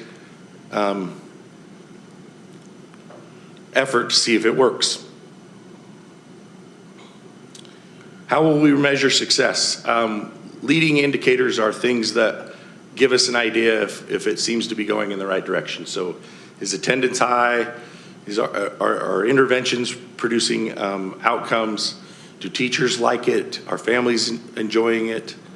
Those should inform us and lead to the lagging indicators, the indicators at the end that say, did literacy improve? Do more kids know how to read? Did our math proficiency go up? And has the achievement gap been reduced? If it's done poorly, the fears of everybody that we've talked to about this will come out, which is teachers will be burned out. Increased costs, you just spent a ton of money and it didn't work. Everybody's gonna be tired of going to school, and the community is gonna be like, get this out of here, don't do this. If we do it poorly, I'm quite confident that all those things will come to fruition. So it's about doing it right. Why are we talking about this? Why? Big red why. The state is compelling. We gotta do something. And we will, whether we do this or we don't do this, we'll do something. But we think that this is the something plus. The benefits is that summer learning loss will be overcome. Behaviors will be in check for a longer period of time during this calendar year, or all the time. We fully believe that by doing this, we'll be able to reset the culture. We were just in a book study that I guide today with a bunch of principals, and it was a quote. It's called Leverage Leadership, Paul Bambrick Santoyo, and one of the quotes in it said, skill or will, which one do you hire as a teacher? And it said, if you can hire somebody with will, you can teach them the skill.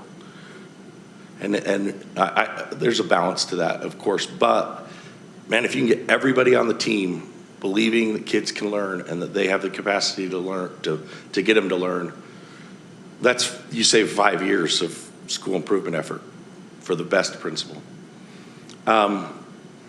Lots more professional learning and coaching time, and we hope that the community will be even more engaged. Challenges, like we said before, if teacher and student burnout, we do think that minimizing the amount of time, 5.5 weeks for kids and 3 for teachers, they get that long of a summer, and then reducing the summertime from 9 to 1. We do believe we've got funding to cover this. Summer will be a requirement. You got to come. We'll work with families just like we do the rest of the year, but it won't be like a summer school where it's just optional. You got to come. Again, if we don't use the time the right way, then we won't be able to get what we need out of this. So it'll be really key on the administration to make sure that those things, like I've talked about, are in place.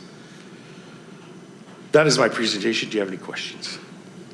I'm going to go to Karen first because she's got a family commitment. So. I gotta leave a little bit early. Sorry about that. I have a comment first and then a question.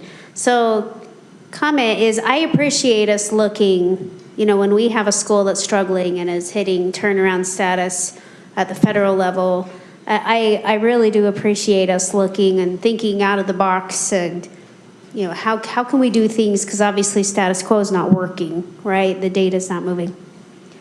My comment, though, is I have really struggled since this was introduced with the procedure that this has come out and the rollout. Because when this was introduced just a few short months ago to the board, we had several board members not on board. We had some very specific concerns, and I was kind of shocked and maybe not too happy when in January, right, we're coming back from school and all of a sudden I get an email about the survey going out to this Plymouth community and we're full steam ahead. At least that was the perception. To the point where, you know, I think we all got the letter from the Plymouth community with teachers, you know, that letter is saying, whoa, this is like, I'm getting this survey in January, and you're talking about me having to reapply for my job and get hired in August. So I just want this as part of the record, Stacy, that I have not agreed with the rollout. And I know we've pulled back a little bit. Got the email that said, hey, we're not looking at it for this fall, but we're still looking at it for next fall. So my question regarding this, first of all, is who was around the table when the decision to go ahead and put the survey, despite at least half of the board not in favor? So do we have the cart leading the horse here, or is the board just being shoved in the back? So I have some big time that I just really have struggled. Like, there are elements of this that I'm maybe willing to look at, but I have not appreciated the rollout, the structure of how this has gone forward without support of the board, because I thought that this was something we would need to support before that survey went out. And then my second question is... Can I answer that really quickly? Sorry, I just want to make sure we follow up on the question appropriately. Okay. And then I have a cost question, so don't let me forget. Well, I'm going to own any decision-making on the part of my team at the end of the day.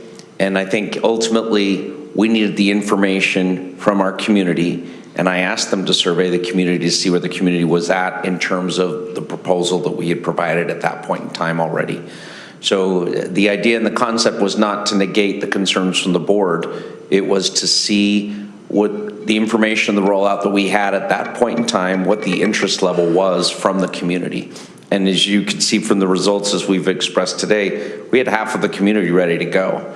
But if we didn't have more than half of the community ready to go, that's a challenge and a problem. So we knew we couldn't proceed either way, regardless of where the board was at. So that was a question that needed to be answered in my mind, and I asked them to conduct a survey. So with respect to that, I also knew that I had 3 board members that had expressed concerns to me directly, and we had made some efforts to work through some of those questions and concerns. But ultimately, as we decided to pause on the rollout of this proposal, and it still is a proposal, there was never any formal decision made whether this was go or not until we had that survey information, right? We weren't going to proceed until we had the support of the board.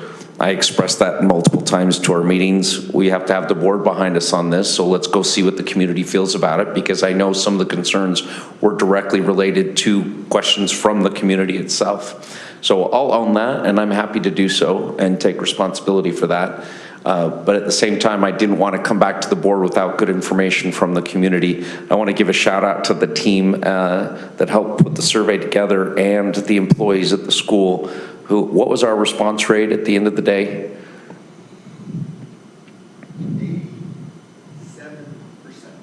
88%. We've never had a better, I mean, we had families getting contacted to please take this survey so we can know how you feel about this, so that we can give good information to the board with respect to that.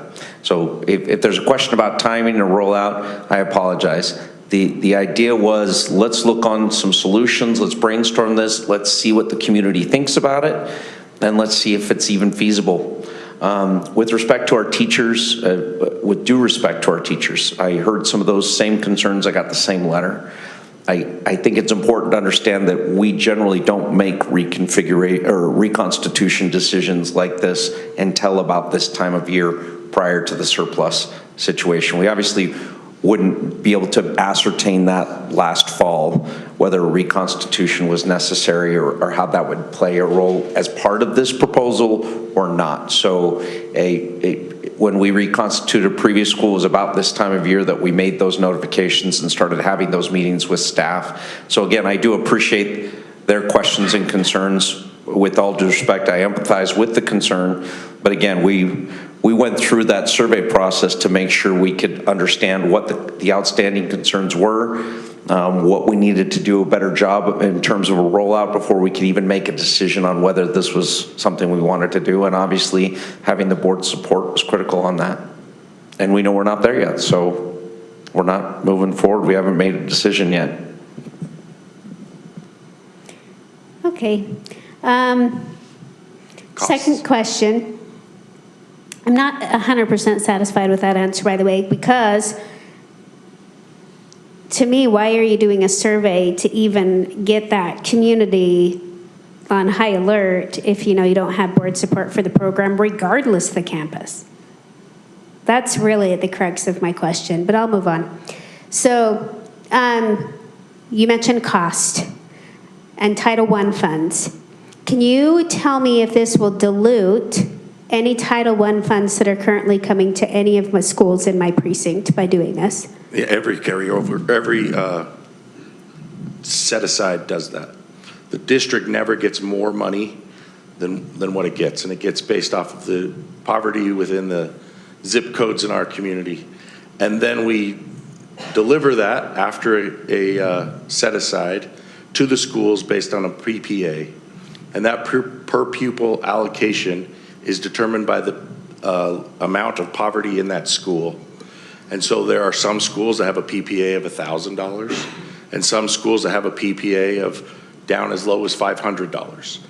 And so it goes to the school based off of that PPA, but that PPA is ultimately defined by how much is left after a set aside. Interesting. Maybe Kim can follow up on that because I know she had concerns. So, Clark, do you have anything? I had a question. If you have either at your fingertips or otherwise data with respect to Plymouth's mobility, at least as compared to perhaps other surrounding elementary schools. I'm kind of curious as to what that mobility looks like for students that may or may not be there for multiple years of their education at that school. I don't have it on the tip of, or at my fingertips, but I will speak to it. The mobility is high. There's no question. There's a lot of apartments in that community. It also sits on the edge of our boundary, next to a place where we're losing kids to Murray. And we believe that something like this will actually be a draw. The families will be like, wow, can you give my kid that much more investment? I'll send my kid to your school. We think we can increase the enrollment of our school based off of this. Now, there's no question if a kid comes and then leaves us to go to another school that they don't get the benefit of all of the time in the summer, but the time that they were with us, they benefit from that. Could I speak to that as well? Remind me what percent, Tyler, of our survey respondents said they didn't want to do this at all? It was like 6%. So it was roughly 50% of our families were a go for this summer implementation. It was like another 40 something that said they're interested in the idea but wanted a little more time. So 50.5% of the respondents, which was at 88%, said I'd be interested in starting this June. 47.1% said I would prefer that we maintain a traditional calendar. And that was maybe a flaw in the survey because in the comments there were some who said, I'm interested, I just need to learn more about it, but they still cast their vote to maintain the traditional calendar. And the slice you're asking about was, the third question on there is, if this is adopted, we would go to another school, was 2.4%. So we took that as we need to go back out and listen a little bit more and address some of the concerns of those 47%. Is that, I'm trying to remember the details of our meeting and follow up on that. If those numbers, what we do see is that there are families who do have interest based on the comments in the survey itself, even if they're not interested in starting that now. So if 50% of these families were interested in starting right away, and let's ballpark that maybe we would see other families within the area that potentially have interest in participating in this type of a program. We do see it as a potential driver of future enrollment, even if we did lose that 3% of families. Remember, those 47% of families are not saying they would go somewhere else. They had the option to put that. They just said, I'm not ready to do this right now. So we need to flesh out that question a little bit more and understand the needs of our community a little bit better. Whether by way of formal data or anecdotally, what is the school in the Murray School District where kids may be going instead of going to Plymouth that are right there on the border? There's Horizon Elementary that is just around the corner. It would probably be within a mile or just over a mile from the boundaries of Granite, and it just goes around and it's just right there. We had 5 people in my neighborhood that didn't come to Granite and went over to Horizon. I got a response, someone called about having to pay taxes to Granite because his kids went to Murray. There's quite a few, and quite a few from right across from Plymouth that they think they're in Murray, and so they send their kids to Murray, even though they don't have a bus, but they're homes and they're beautiful, and so there's a good portion that go to Murray. I think she's spot on. I think there's a lot of confusion about where the actual boundary is, which is Murray City proper. And if you frankly live right on the border and it's closer to walk to Horizon or to another Murray school, for instance, we benefit on that in some fronts and we lose out on that depending on where the boundary is, right? So the idea is to create something on the boundary that might be an attraction to our families. I think the information from the survey was critical for us to understand. If we had 20 or 30% of our families saying, I would never do this, that would be something that we would want to look into a little bit further, but maybe we're looking in the wrong area.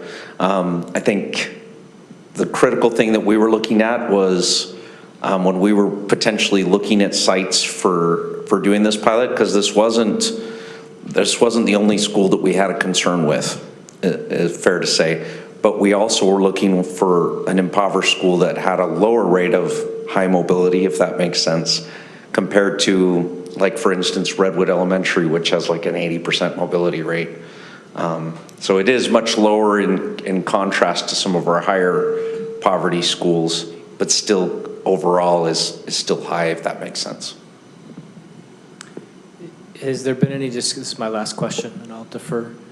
Has there been any discussion that this becomes, I don't know if magnet is the right term to use here, but we're offering the option if a family chooses to opt out, they would need to find an alternative school to attend, in effect. Would we also be inviting perhaps families from other schools to bring their child to Plymouth under the same kind of scenario that there's an opt-in, opt-out type of an opportunity here? And if so, what's the nature of those discussions? That was lightly touched on, but that was the idea, and the concept is that we wouldn't just market it to those families if we decided to proceed, but we would regionally advertise it across the boundary within that area specifically, probably within a 2-mile radius, just to see if we could attract other families who were interested. Given that rate of response that people were ready to go, 50%, that was much higher than I thought it would be. And so I think there are families that are interested in participating in this type of program, and we could obviously share those families. And obviously the idea is if those 3% really did in fact not want to go to Plymouth at all, that we were going to provide the transportation for them to go another Granite school. We don't want to lose those kids. And so if we were increasing our enrollment, perhaps from out of boundary, that could offset any potential increases in costs for providing that transportation. Connie, go ahead.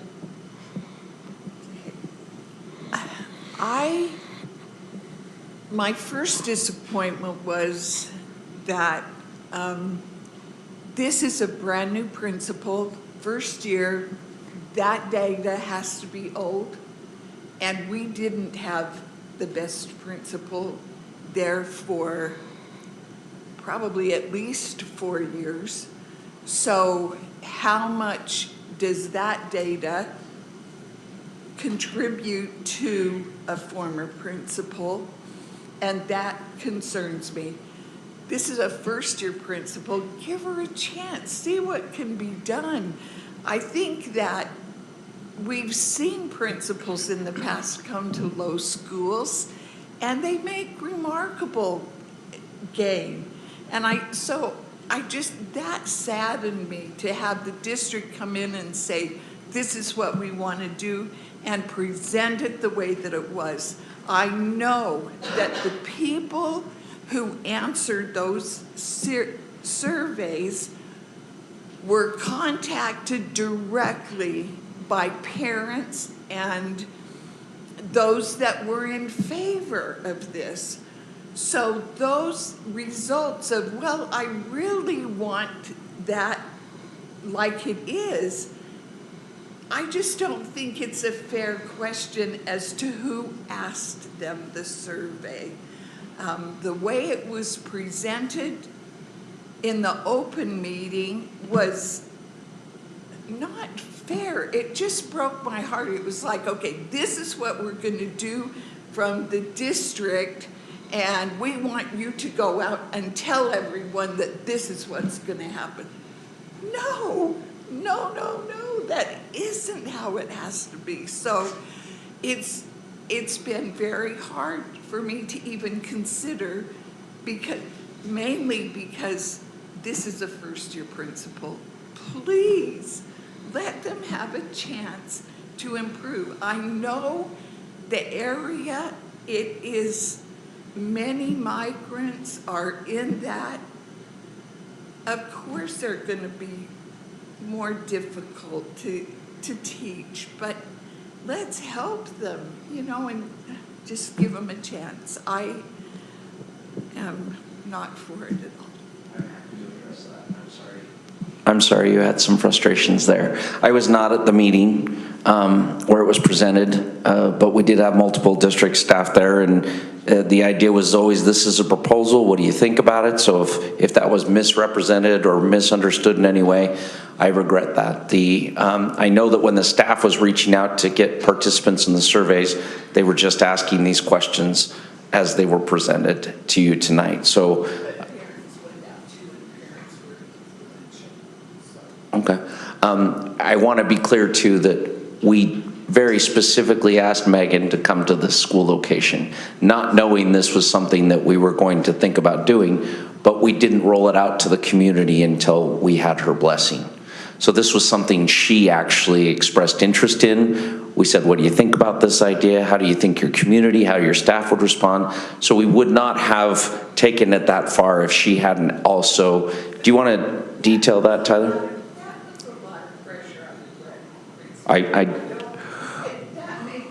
That makes it not okay with me, because it wasn't her idea, it was someone else's idea, and to bring it to her, really, is she going to go against what?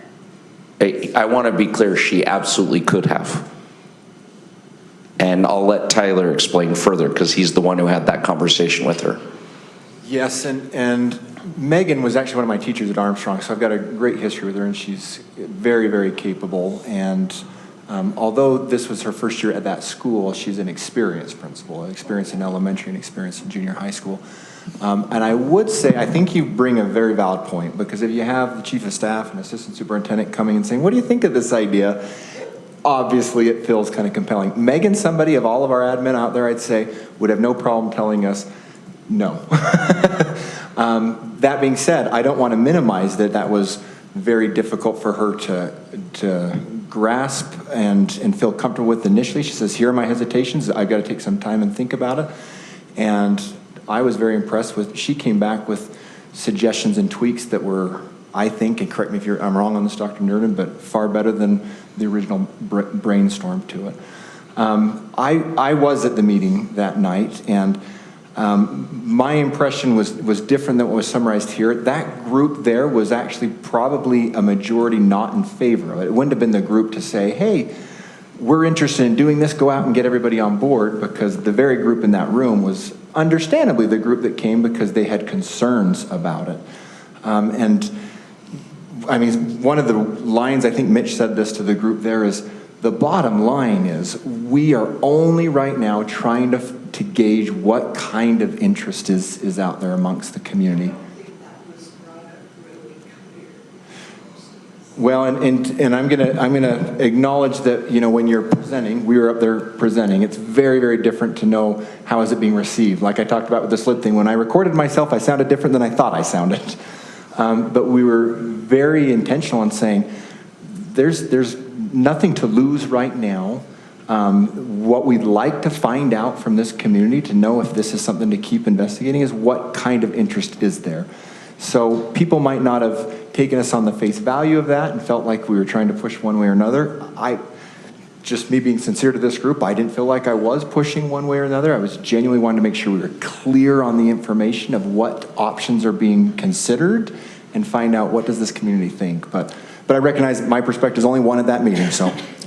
Well, the reason to that end, I think it's important to understand that we've always been taking this approach of what do you think about this idea? What can we do to support this community? And we had other schools in mind that we were potentially going to approach that kind of had the same type of demographic and challenges and circumstances. But because of Megan's expertise, with due respect, she is brand new principal to that school, but she's actually a very experienced administrator.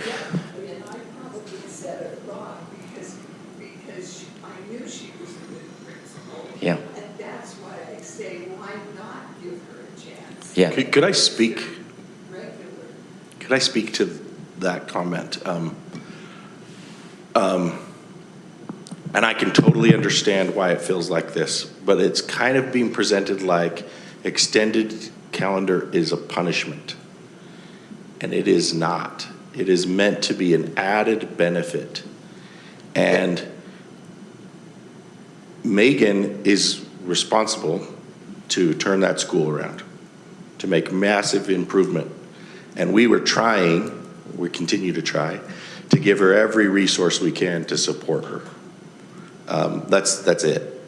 That's all we're trying to do is, and I think that this additional resource could be a real boon to that level of improvement. I would just additionally add, it appears that a lot of the concerns and the questions are what I thought they were after speaking with a number of board members. There's questions about whether the community supports it or not, the process of the rollout. Again, I regret if anybody feels like we were trying to push something onto a community. Our goal was to go out and get them to buy into something that would be a support and a help to their families, and they're not there yet, so we're not proceeding. And we're not making a decision until we do have everybody on board, because that's how we do things in Granite School District now. We build and we collaborate and we work together to find solutions to challenges and problems. So if that was misrepresented or misunderstood, then I'll own it and I apologize. But again, I wasn't going to bring something to the board. I mean, if those survey results were 80% of those families ready to start right now, I'm not sure if we're ready to start right now. I still want to have that information to be able to share with the board to move forward, right?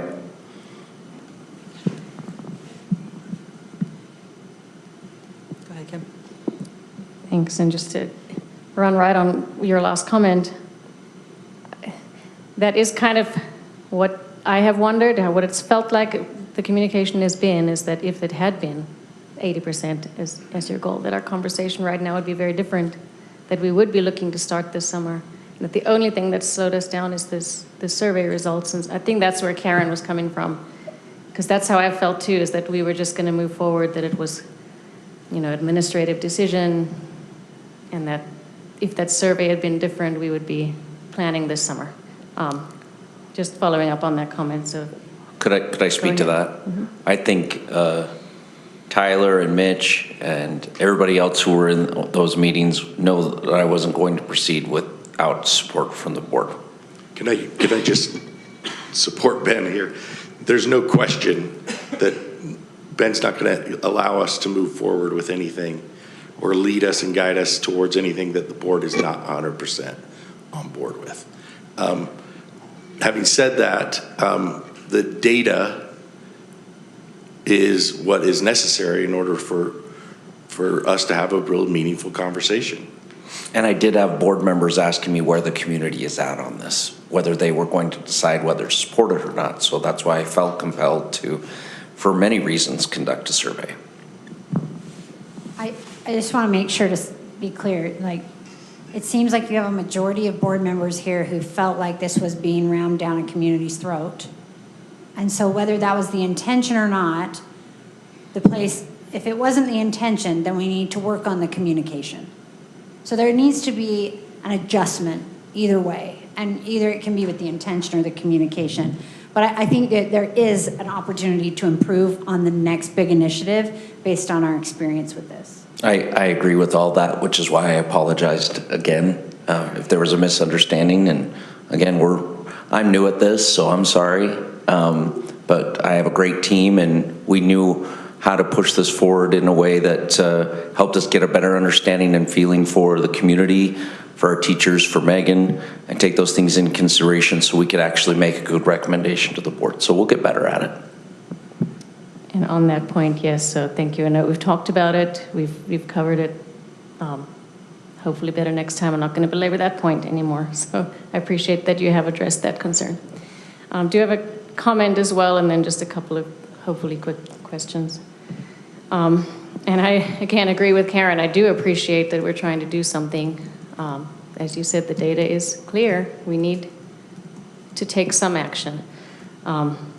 But my concern with this is, as I've shared before, I believe that if we are designing measures of any kind, trying to address proficiency here, if we were doing that and then also at the same time trying to maintain and strengthen the family as a fundamental unit of society, in doing so, we would see a huge change and improvement in our scores over time. I don't think that this does that. So to me, I think this takes kids away from parents more, which I've spoken about before. I don't think that that's right. It takes over an aspect or a portion of parental responsibility. And I don't take credit for this phrase, but I think it's very applicable here. When we have a system that continually lifts basic responsibilities from the shoulders of parents, why should we be surprised when the sense of parental responsibility seems to be eroding? So that still, remains my concern with this idea. And I would prefer that we're looking at other options, but see where we go with that. So the quick questions on funding, just to follow up. I mean, we're basically saying, just to summarize your response, that yes, there could be a dilution or an impact to Title I funds at other schools, but that's kind of normal process. Absolutely. Anyway, right? Absolutely. Okay. I'll give you an example. Right now, we do it, well, up until this year, we did a Title I set aside for instructional coaching.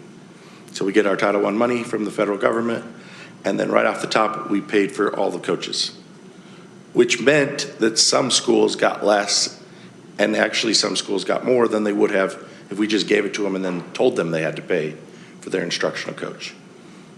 And all of that's okay. You can do that. I actually don't know this right now. Once upon a time when I was the Title I director, I recognized that principals needed more support, so I went to the superintendent and said, hey, let's pay for a SLID. They weren't called SLIDs back then. Accountability director out of Title I. And it was just cut off the top. That stuff is very, very common. It's what districts are allowed to do. Okay. So then just on that note, as I have already mentioned to you, I just feel like we need to be very careful on that messaging so that the community that we're speaking to does not feel pressured to support the initiative because they realize that if they don't, they will shoot themselves in the foot and receive less funding at the end of the day, right? And so when that's the message that they might feel they receive, and then we survey them whether they want to do this or not, I feel like the data has been unintentionally manipulated at that point. Like, I don't know that everyone would have answered that way necessarily, in my opinion. So I just feel like we need to be careful with how that's explained. I think that's appropriate. I do want to answer the question a little further, and I regret that Karen's not here because I think it's important to the context of this whole conversation, because I never intended for us to use Title I funds. This actually has been a proposal that's been bounced around at the state level for a few years when Dr. Nye was our superintendent.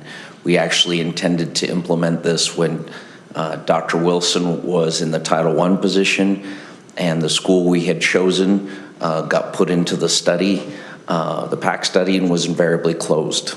So this has actually been around, this idea and this concept, for quite some time. And so part of the mistake here was my misunderstanding how much situational awareness that the board had with respect to that proposal, and feeling like I could move forward to choose another potential site. We have legislators, including the Senate President, ready to fund this. It's about $1 million over the course of 3 years as a pilot program, because we were willing to try something innovative. I pulled back on all that legislative support once it became clear that we were not done engaging the community. Thank you. One final question. So just with regard to instruction, so you've made it clear, like, just adding more time without improving the instruction is not going to do anything, and I think we can all agree on that. How are we planning to improve the instruction, and how and why is that not something that we can do with the time we already have? So we're saying we're going to make it better, we're going to teach better over the summer. Why can't we teach better the rest of the year in the first place? Does that make sense? Yes, it does. No, I'm just worried about how those teachers, well, you try it and then I'll try it. My first thought to that is, I don't think this is an either or, but should be an and. Absolutely, all the things that we would want to look at with Plymouth and the Plymouth Community Council and the Plymouth admin team and the Plymouth leadership team is saying, what things can we do to improve instruction, to improve learning? And I would absolutely hope and expect that we've improved instruction during the school year. In addition to that, could we have improved instruction continue for additional days into the summer, was the exploration. So I think you're asking the right question of, can we not improve instruction in the school year? Absolutely we can and should. And to that end, that's what Megan's going to be all about, and we're going to support the heck out of her to improve the instruction. If you remember my comment earlier from the quote from the book we're studying, would you rather take skill or will? And the idea here is this would enable us to get an entire staff with one singular vision. Because if they didn't want to work at this school with these parameters, they wouldn't have had to stay. I think when Tyler Howe reconstituted Westlake, he would agree that what he got out of that was not necessarily better teachers, but he got an entire staff that was on the same vision. That would have helped. Coupled with summer, every single day, those teachers are going to be compensated for PD, planning, and PLC work. And that rhythm of being in the place, guaranteed that the entire staff is there, has a real possibility of massively transforming the instruction. And you can't do that very well without that. It just takes remarkably longer. Thank you. That's all I had. Go ahead, Julie. Dr. Nurdin, I want to sing and shout for joy about the citations in your presentation today. I think it's so important that the things that we talk about are research-based, that we can demonstrate why we believe these things are good practice. And so thank you so much for including that. I think that is very important to our district. I wonder if you can tell me back to the skill or will situation at this point, do we have any sense of how staff is feeling about this idea? I mean, I know there would be a reconstitution. Yeah, there would be a reconstitution. But just, how are they? Yeah, when we went back We and know. met with them, the only time I've met with them is after the results, and we were telling them, hey, we're not moving forward for this year. The sense in the room was relief, and then a lot of, I think, that misunderstanding of, why are you even considering doing this to us? And I'm like, we're not doing something to you. We're trying to add something that should be beneficial. So I can't, other than what I just said is about how I could best respond to that. I don't know for sure where on board they are with this idea. I do know that they have worked at this school. Some of them are brand new and some have been there a long time. They recognize the need. So from where we're at now, knowing that really what the most important thing for us to do if we wanted this to happen is that we need to build the will, not just of our staff, but of our community. I mean, what's the plan moving forward? I mean, I'm hearing you say, well, we're not going to move forward at this point. But then I am also hearing, we feel like there are 46% of the people who just need more information. Let me just. We want to know how they really, we felt like the survey, I don't want to say it was flawed, but we missed an opportunity for a follow-up question there with that 47%. So we want to go have more community meetings and see what those concerns and questions are. We want to have a better idea and understanding of what we can do. I think building the collective efficacy is not just about the staff and the leadership, but as you've indicated, it's about having the community on board as well. You can see in our most latest iteration of the proposal, kids would not be required to participate that pilot summer. I honestly feel like some kids would not participate, and then they would figure out how great it was and would want to come the following year. Yeah, and to that end, like I think what we've learned through this would be a perfect way to start, because no one would be compelled not knowing what this is, and so then they would hear from their neighbors, man, you got to come, this is amazing, right? Or they would be like, you're so lucky you didn't do this. We would know, like it would be great. I want to say, I think I'm speaking for Superintendent Horsley. At this point, we kind of need some ideas on how we get your support. What kinds of actions and steps do we need to get the board to say, yeah, keep pursuing this? Because given what I've heard tonight, it's kind of like, nah, we'll just put this on the shelf for a long time because there is not interest from y'all. And that's kind of where I was going at. If we go out to the community, we address some of these other concerns, we make sure the information's correct, we get better data from our families, knowing and understanding what supports we can provide them that are within our vein and our responsibility. I would expect by next fall we would have a pretty good idea, but to whether we wanted to come and bring that back to the board and get the green light. But I also don't want to waste everybody's time if it's something the board has no interest in pursuing whatsoever. Could you go back to the slide that says the name of the project? What's it called? The Time Project? To me, I am actually very excited about this. I think you have to try stuff. When things aren't working, you got to be serious. You don't just hope that you can just improve every year. I think you've got to do something big. And I've seen in my own professional teaching experience that when you change the structure to meet the needs of the kid, then now you really get somewhere. And the structure is sometimes the biggest problem. So I'm a big fan of this idea. In order to get my support for it, I need to know that the community is invested, and what I am looking for is not that for their concerns to be met, but for them to be co-creators of the Time Project. I want them to be a part of the creation. I want you to sit in a room and have them tell you stuff and you just listen to it and let them give ideas and put it all on the table as equal and co-creators. Now that's very difficult when there are like, 500 of them and a few of us. But you're experts, you can figure it out. So to me, it's not about how do we make everybody happy. It's about how do we come together as a team to meet the needs of these kids. And if there's another way of doing it, let's talk about that too. That's better. Because those parents might have a better idea than the time project. And we need to be open to that.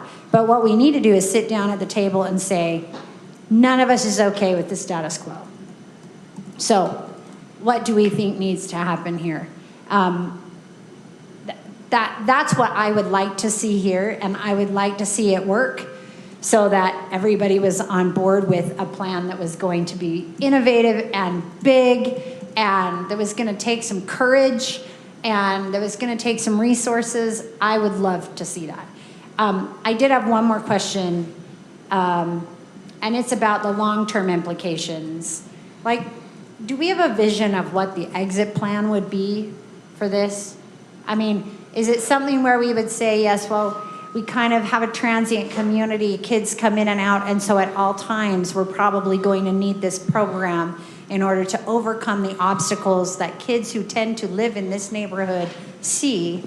Or is it something where we're going to say, we feel like we need to bridge a gap, and once we do, then the gap won't exist anymore? Yeah. Like, where are we at? Until the socioeconomics of that community changes, they're going to need additional support. So whatever that support is. So we're looking at something that will succeed, and then we can keep it there for the long term, and it's no longer a pilot.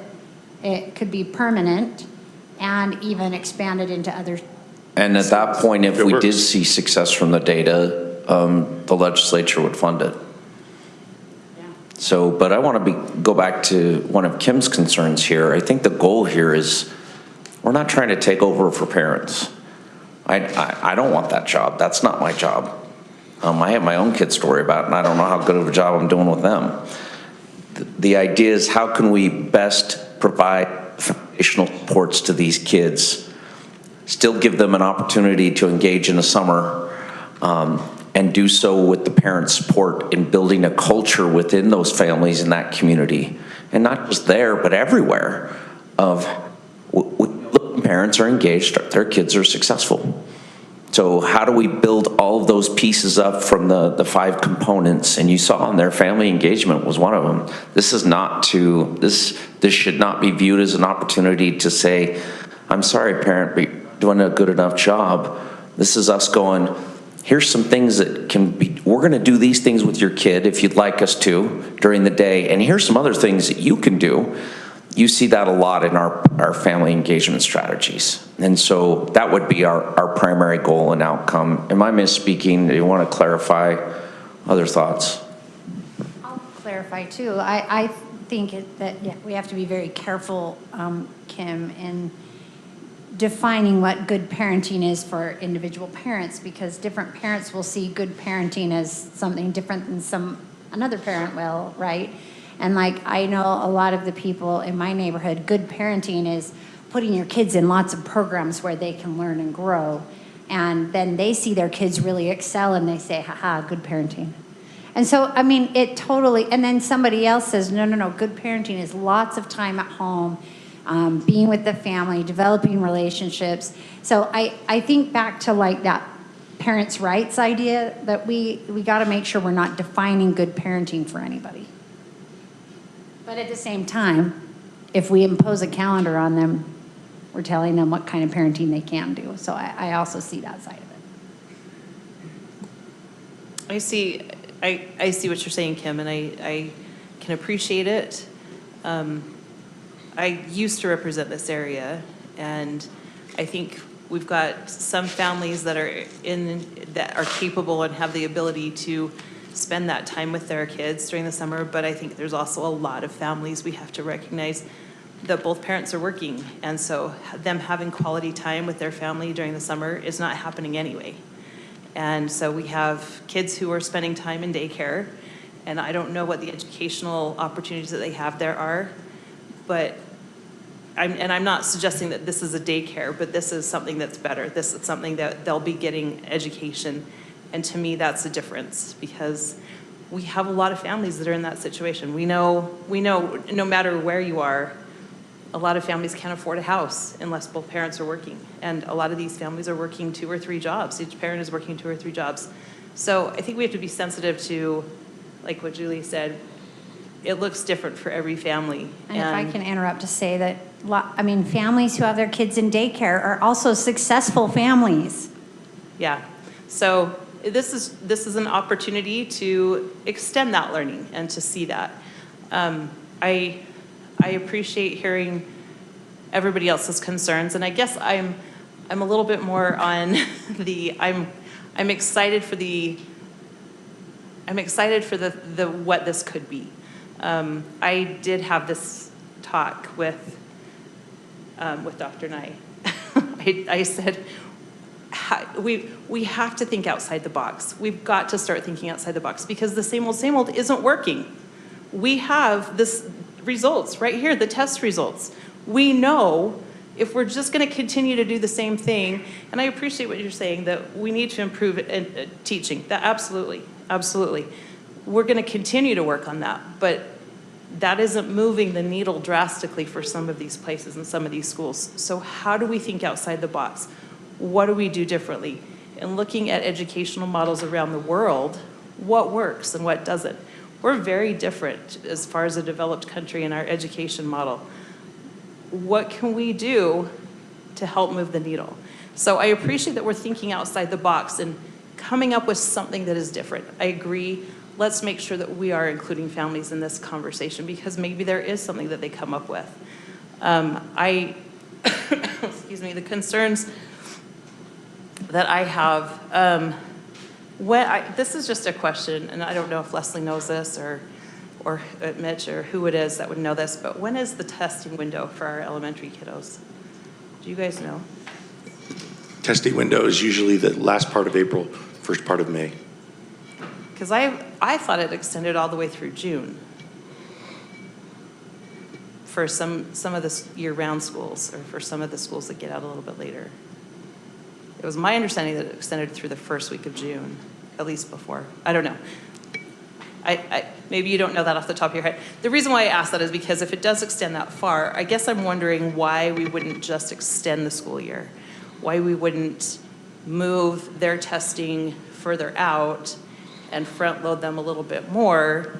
And this is the reason why I'm saying this, is because as I taught at a year-round school, and I talked to teachers there, and they said, giving those 2 weeks off, it's 6 weeks on, 2 weeks off, those 2 weeks, they came back, and every single time they had to review with the students, okay, this is what we learned last.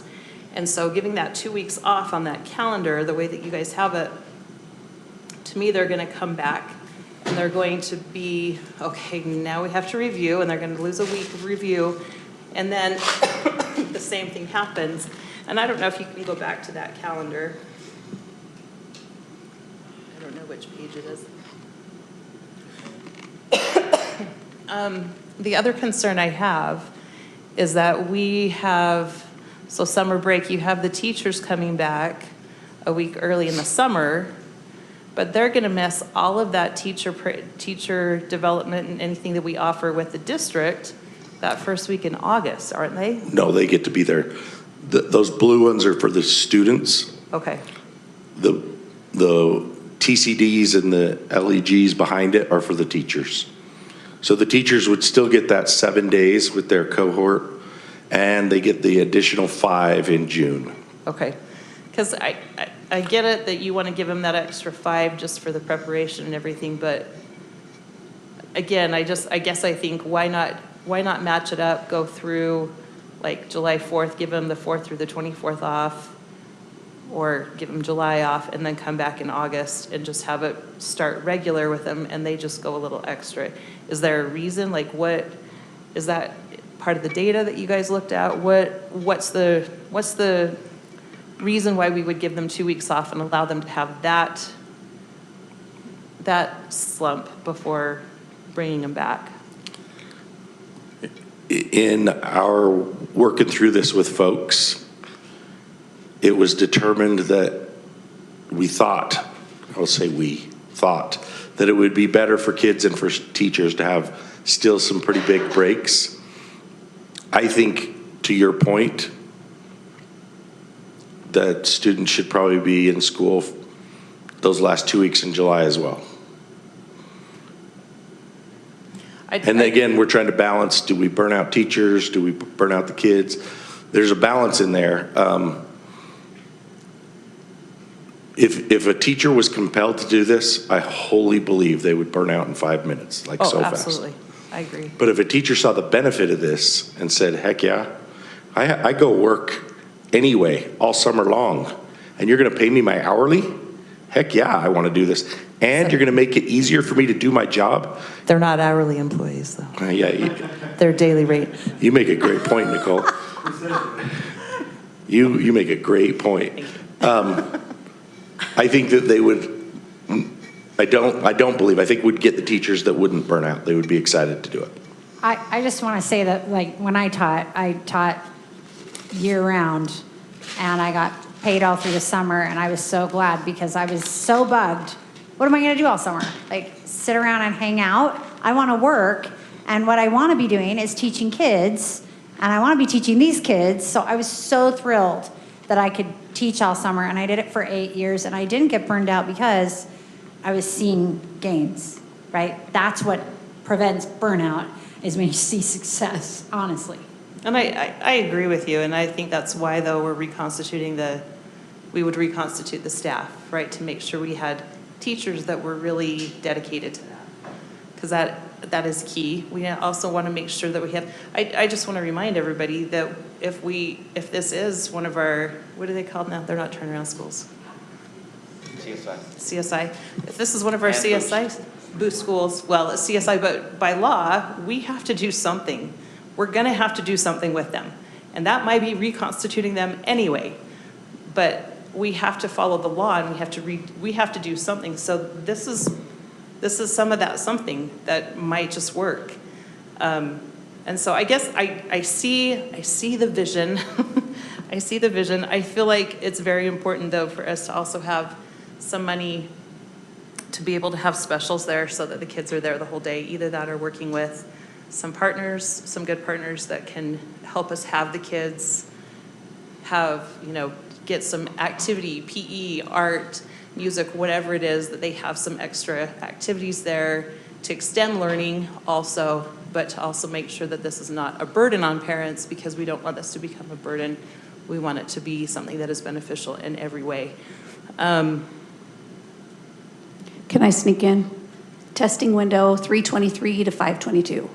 So it does go through end of May. Mm-hmm. Okay, so they could, I know we usually try to get it in April, but that could hypothetically, we could push that all the way back into May, which would allow for, instead of just saying, well, we're going to be, ending end of May, that extends their school year. I don't know. I'm just throwing this out. And have that conversation with the community and see what they think. That is exactly what we had envisioned, because when we started putting some things together, the idea was to start with a scratch pad here just to get people's ideas moving. We had discussed the possibilities, and I would like to see how the community feels about some of these other ideas. Once testing is over, moving up to your new grade level with your new teacher immediately. Why are we wasting valuable instruction time trying to keep kids engaged in their core and trying to hit on things when they've already completed their testing, right? Keeping them engaged all the way till summer starts. That's always a challenge, right? So let's get them into their new grade level right away. If we knew that this was in place, we could jump right in. There's a lot of different things. So again, I want to stress the word that this is a pilot. We would want to play with the schedule. We would want to work with teachers. We'd want to work with the community to find the best approach and ways to support those kids. I just have I just want to say thanks for pausing it to kind of make sure we get it right. I think that's really important, because if we're going to do such a big change, I know it, this sounds like just, oh, well, it'll be easy to just get the new staff, get everything going, but it really isn't. And I know a lot of times when my community, when we assume a lot of things, then we're assuming that everyone's on board. Let's not assume, let's talk to the real people on the ground level, please, because I feel like they have valuable input. And I think this gives us time to get their input so we do this in the right way if we go forward with the pilot. My question is, so Clark brought this up about the opt-in and opt-out type scenario. So I just need some clarification. When you talked about the first summer would be an optional, how would we staff that? Would we have to have a count? We would staff it as though it was full. Full, okay, that's what I was Yeah, wondering. So there could be small classes. It would make the class sizes small. It would ensure that they had a really nice ramp up. But again, we would invest in that, hoping that the outcomes were super positive. And it gets to the point that I was telling Kim, the magic, I think I said the lever that actually matters, instruction. If we have every day for multiple hours where teachers can hear PD, plan to implement it, and then work with their PLCs, that's how you do it. Massive improvement can happen. Every day for all summer, it can just change everything. And that is necessary. That's why the 1 o'clock, and to be honest with you, neither one of us in this room are the ones that came up with that genius idea. That was our principal, Megan, who said, man, if you can give me that, I can make magic happen. Yeah. And then my other question was, so a lot of times families, when they do, a lot of them have family reunions and camps and things in the summer. Would a kid that takes, let's say a week off or whatever for a camp, they would still be able to participate. Sure. It's not like 100% participation You bet. where you can't do it, right? No, it's just like. Just like having an absent. Yeah, just an Like absence. Just like a family that says, hey, we're taking, it's cheaper to go on a cruise the 1st of January than it is during Christmas, so that's when we're doing it. Yeah. Hypothetically speaking. Mitch wouldn't know that, though. Do you have experience with that, Mitch, or? And then Take the fifth. this is just a comment. I know when we had year-round school, there was tracks that were super popular and some that were not popular at all. Just maybe look back at those tracks and make sure we're picking the popular tracks. What? That's The teachers will remember. I taught at a school that had all those, and I know which ones were popular. And I guess that's why I look at this and I think, some of those camps, whether it's, a church camp or a Boy Scout camp or, some of that stuff happens. And I know not that the really young elementary kiddos don't necessarily go on all of those that as much, but if we could leave July open for that, I guess that's just where I'm looking. And then it does concern me that we would have a 2-week break and then another, 3-week break, and the learning loss that could potentially happen over that 2 weeks and those 3 weeks. And again, if that's something that teachers are like, yeah, we'd rather have it that way, and parents, but my guess is just let's do the 4 weeks together or 5 weeks together. Hey, Nicole, so, 2 weeks, that's what we give for Christmas. Do you feel like you see learning loss after Christmas? I feel like I have to reorient people, but did I need to reteach? But a little bit. I don't know that not it happens. skills-based, it was something I think else. it's been a big difference when the quarter ends before there, but getting kids back, like I've been on the ones where we get the kids back and then I've got 2 weeks. This year we had 3 weeks after break, which was nice because then you have 3 weeks to say, oh, hey, you have this done to do. So it's a little bit different, but that's also, that's in the middle of a quarter, that's the end of a quarter. I just know, talking to the teachers that I worked with, how do you feel about having this, 2 weeks left? And they said, oh, it's fine, except I spend 2 or 3 days reviewing everything that we did before. It would be interesting to get I guess we don't have any teachers right now who are having the 2-week break or the 3-week break to know, but I think that's something we would definitely want to continue to gather data about because that's something we're trying to solve for. And I'm sure there is data about how long is too long of learning breaks. I'm sure people have gathered that already. The examples are 210 days. So that's 30 more days. That would be those additional 2 weeks. Just thank you for raising the absentee question, because I have a follow-up to that, though. I mean, there's bills being run right now, specifically Welton's bill, where we say, oh, it's fine, and we treat it like normal, but if they take a week off, they're halfway to being chronically absent already, and in some of these bills, there's some pretty hefty consequences that are going to happen. So I'm kind of pushing back on that a little bit. Like, we're saying, oh, it's fine. Is it really fine? Can you speak to some of those potential bills? Welton's bill is interesting. I hope he's not listening, but I don't think it's going to pass. But I do know Fillmore's bill is well on its way, and that pretty much codifies what we already have in practice in terms of notification pieces. There's another component of it I can't remember that might have implication. So I'm with you. We obviously have to see what the legislative session brings in terms of loosening or standardizing these attendance measures that we're seeing. So I think that's an important concept. I just want to reiterate, because I know how much Nicole cares about school calendars. This was simply to give us a starting point to have a conversation. So we were far from coming to any conclusions, and obviously expected that we would be doing a lot of engagement. After we got the survey results, I thought to myself, if we were to have implemented this, it feels like we would have 50% of our families participating for sure, maybe a little bit higher.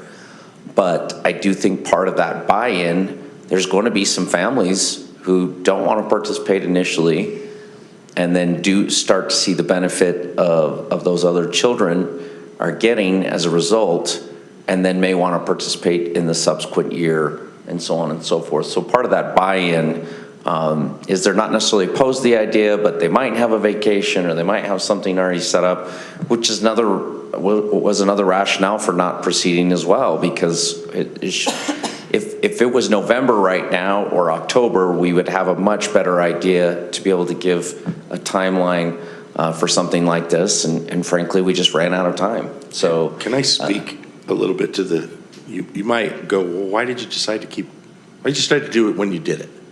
And the idea is, it was the latest date that we thought we could inform the teachers and get everything done without it going into another year. Because what that does now is, for a whole year, a staff is sort of saying, well, maybe they're going to reconstitute us, and maybe I'm not going to be here. And what we've done in the past when we do reconstitution is we just rip the Band-Aid off. And we couldn't go to the community earlier than we went to the faculty, because we just owe it to them to tell them, well, hey, this is what we're doing in your community. There's lots of tugs and pulls here of timing. And I mean, we decided this a long time ago when we reconstituted schools, that we would just rip the Band-Aid off. And now we're going to see, well, I guess now we'll see what's the outcome of not ripping the Band-Aid off. Because if we end up reconstituting a year from now, well, we've got a whole year to see what does that do to faculty morale, to their willingness to participate in what the principal pushes forward between now and then, all of that. So I guess it's not the awkward part of the meeting where we not vote, but you kind of tell us where you're at. If you'd like, it would be our desire to continue to visit with this community, learn a little bit more about what their concerns are, see if there's a pathway forward with a pilot such as this, gather more data, and bring that back. I think we would be looking at some additional meetings this spring and again in the fall, prior to hopefully bringing that back before October with a final recommendation. My recommendation, Board President, would be that we each send our preference to you and Chris in email and follow up that way. That would be great. I think overall, we're hearing, I think you've heard the concerns, the questions that we have that remain. I think it would be, I think overall, we're wanting more information, seeing what this looks like, and especially seeing you work with the community, and including the teachers that, you know, that they're going to have, maybe they have some ideas. And we appreciate that there's a new principal there. She has a lot of fire and a lot of energy, and seeing how this year goes. And if it does, you know, if we're seeing some improvements, you know, is that the answer? But working with the community as a whole. But yeah, the board, if you would email. Board President, to this idea, I mean, one problem I have is that I need to know where all of you stand on it too. You know, so if Can we you each email send me and then you- I'll summarize it for everyone? Okay. Is that okay? Yeah. Okay. Does that give you good enough? That would be more than helpful, and we're not stressed for time at this point. We're still waiting to set up some additional times to visit with the community, and we wanted to have this meeting first. I do want to say something because I have apologized for a few things here tonight, and I'm not going to or unapologize for apologizing, but what I am going to say is that I'm not going to apologize for caring about kids and wanting to see better outcomes and supports for our staff to make sure that they have every opportunity available to them. Sometimes we'll pull on a strand and it will equate to nothing, and sometimes we'll hit gold, but we're never going to find anything if we're not digging. And so we look forward to having some continued conversations about school improvement. And I'm glad that we're having this conversation. We're being very open about data and outcomes and the importance of supporting our teachers and staff to make sure that our kids have the best opportunities. And I appreciate your support. I'm going to send an email to you all right now. If you'll just reply to that with your thoughts, and then I can gather that together. Well, I'll BCC you, so you're not going to. Come on, Doug, give me a little credit. If I BCC you. Okay, if there's no further questions then, are we good? All right, so having reached the end of our agenda, we will stand adjourned. Thank you all for being here.